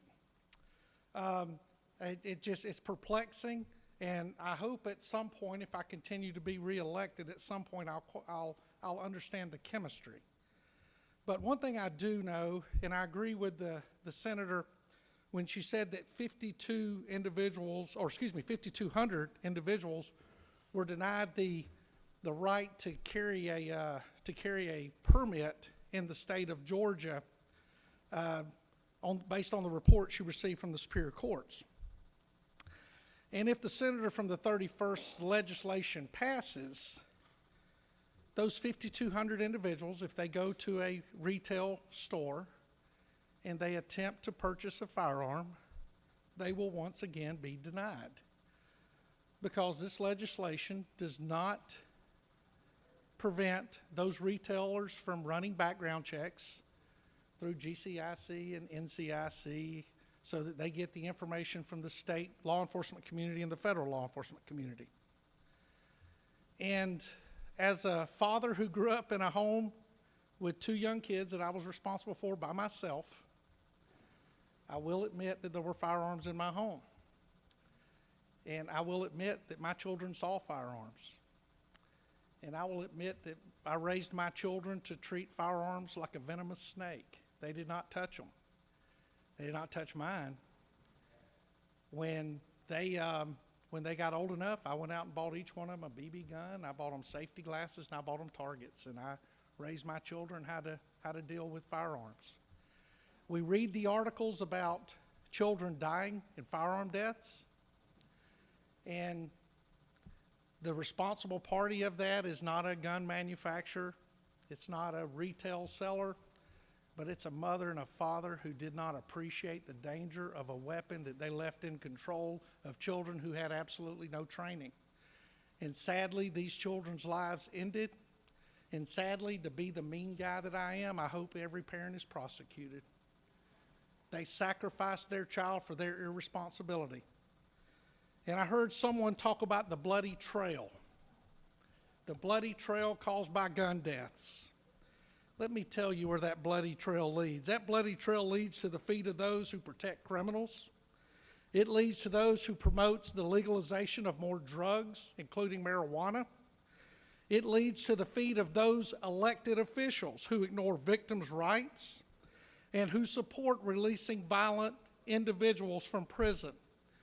If you want to look at stats, look at the federal and state prison stats where they spoke to those incarcerated, and you will find out that a tremendous amount of them that used firearms in their crimes did not obtain these firearms by going into the local gun store, doing the background check, and getting them.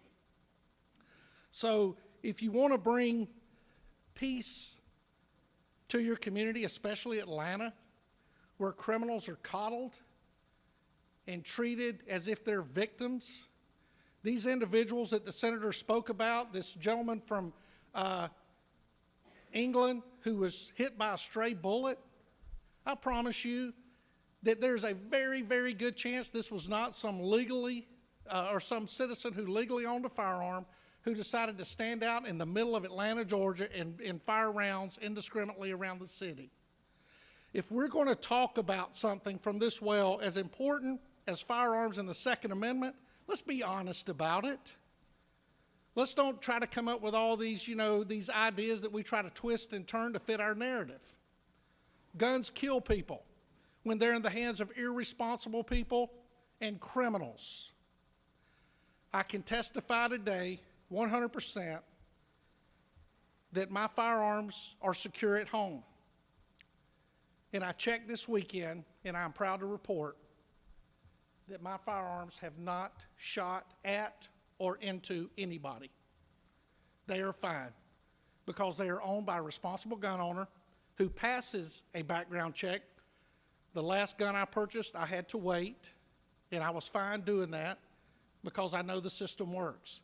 And what the senator from the 31st is doing is removing a simple piece of paper.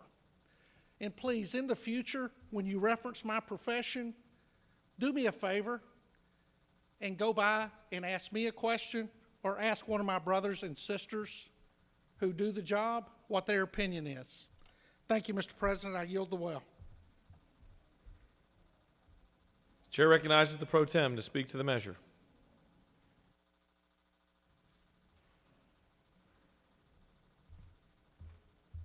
Thank you, Mr. President. I don't believe if we stay here all day arguing back and forth, we're going to change anybody's hearts or minds. Some say this is a bad time to expand gun rights. I say it's a good time to protect our constitutional rights. It seems our constitutional rights are always under siege, under attack, and that should not be the case. I'd like to thank the senator from the 31st for bringing this measure, and thank you, Mr. President. I yield the well. Chair recognizes the senator from the 40th to speak to the measure.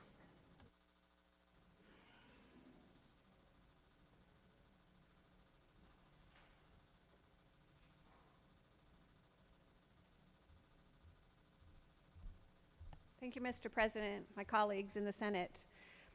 We've heard an awful lot this morning, now it's this afternoon, about good guys and bad guys. Now, I think about the case that the leader mentioned, the leader of the Democratic Party, about the 4-year-old in DeKalb County who was hit by a stray bullet while sitting in church on New Year's Day, sitting next to his mom. Now that was a result of celebratory fire.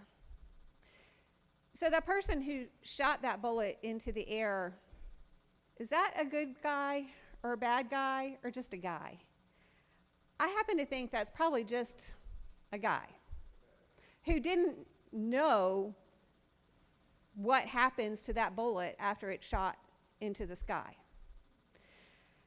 I don't think we can get away with calling that person a bad guy until we in this body and in this government have taken full responsibility to make sure that people receive the proper training to possess or carry this dangerous weapon.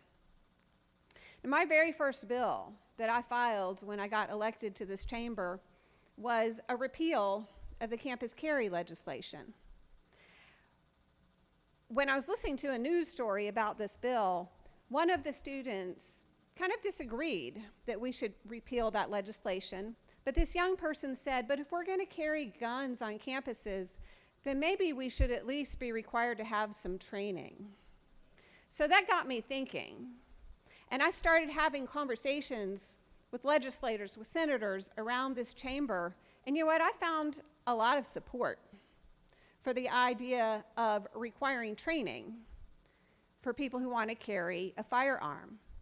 And I started drafting legislation, and as I talked to various Republicans in this chamber, they said, well, what about this and what about that? So I began to write in compromises into the legislation, and I was ready to file that bill this session.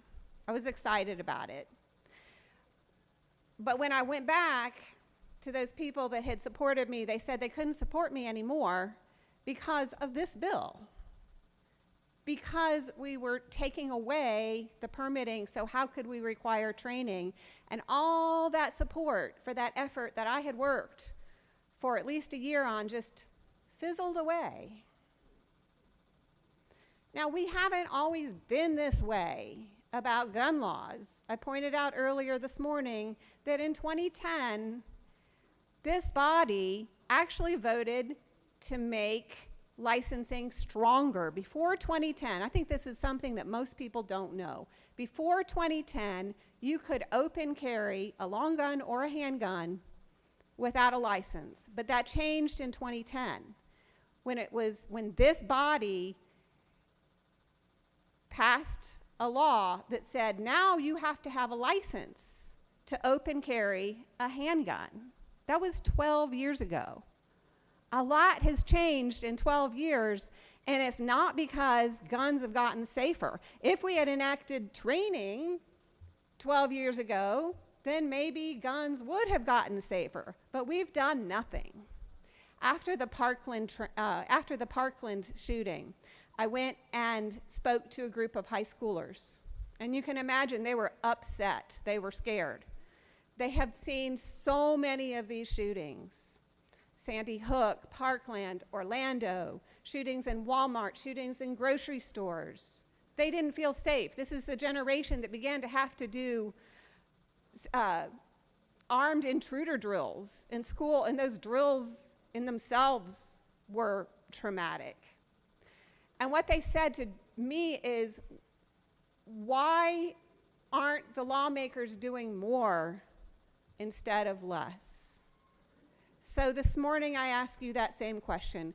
Why are we not doing more? Why are we not standing up here talking about enacting training for people who want to carry a gun? Why are we not doing more? Why are we doing less? Thank you, Mr. President. I yield the well.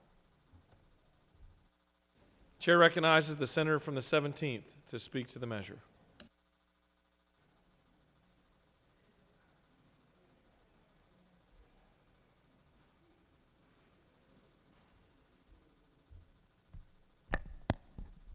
Thank you, Mr. President. The person that fires that gun in the air recklessly like that is the bad guy. The person that takes a gun and threatens somebody else with it is the bad guy. The person that threatens their spouse with a weapon is the bad guy. The person that walks into a school with a gun, that's the bad guy. The good guy is the person that gets in line and waits months to get a permit to carry a weapon in our state. The good person on the amendment is the person that tries to decide whether or not the individual they're giving a weapon to is going to use it in the wrong way. That good person weighs the law. A good person obeys the law. There's been a lot of talk about gun violence, a lot of talk about bad guys and good guys. Let's get back to what this bill actually does. This bill doesn't change who can possess a firearm in our state. The bill doesn't change where you can take a gun in our state. All this bill does is says that the good guy doesn't have to get in line and ask for permission to get a permission slip from the state to have a weapon. As I was trying to ask questions earlier, my point was this, tons better just to get out and say it, I guess. Police can't stop somebody under the suspicion that you may or may not have a concealed carry permit. They can't go out there and say, you don't have a permit, therefore I can stop you. They can stop you if they have the right suspicion that says you can't legally possess a gun. If you've had involuntary hospitalization, if you've committed these felonies, if you've done the things that current law says you can't possess a firearm, they can stop you for those reasons, and they can arrest you if you actually have a gun. It gets back to the point of what is the purpose of the permit. And yes, we've talked about this since I've been in the legislature. We talked about this issue for some time, but I think the pandemic especially exposed the issue with the permitting process, delays we had in our probate court, folks waiting, getting in line, trying to have the right paperwork so they can have the permission slip to have a gun in our state. And I think now is the time to eliminate that process. Getting back to the amendment itself, if you look at the amendment, I want to go back to what I was asking the senator from the 42nd about, these exceptions. So how are you to decide whether or not you under this amendment have to go and get a federal dealer to do a federal background check for you? How are you to decide whether or not you should have to do that when you give a gun to someone else, when you transfer a weapon to somebody else? Well, grandparents are mentioned in line 43 of the amendment. So grandmother wants to give her grandchild a gun. She wants to pass down, such as in my family, her husband's gun to his grandson. The burden is on her. She doesn't have to go and ask permission in advance from the state. The police aren't coming out to oversee this process. She, the good guy, has to decide whether or not the law applies to her. You look at the amendment, it says, if the transferor, grandma, has no reason to believe the transferee, grandson, will use or intends to use a firearm in a crime or is prohibited from receiving or possessing firearms in the state or federal law. We see a similar standard on line 56 and on line 64 of the amendment. It goes down to, there's a transferor, the person given the gun, the good guy, wanting to follow the law, have reason to believe the person they're giving it to may be the bad guy. This exposes the issue with the current permitting process in itself. The good guys will follow the law. The good guys will go through the process and try to make sure all their T's are crossed, their I's are dotted. The good guy has their rights infringed upon, while the bad guy doesn't care what the law is because the bad guy is not following the law to start with. Earlier there was reference to voting, and someone asked a question comparing the Second Amendment to the amendments that deal with voting. I think there is a comparison. I'll close with this quote from Theodore Roosevelt. "A vote is like a rifle. Its usefulness depends upon the character of the user." Thank you, Mr. President.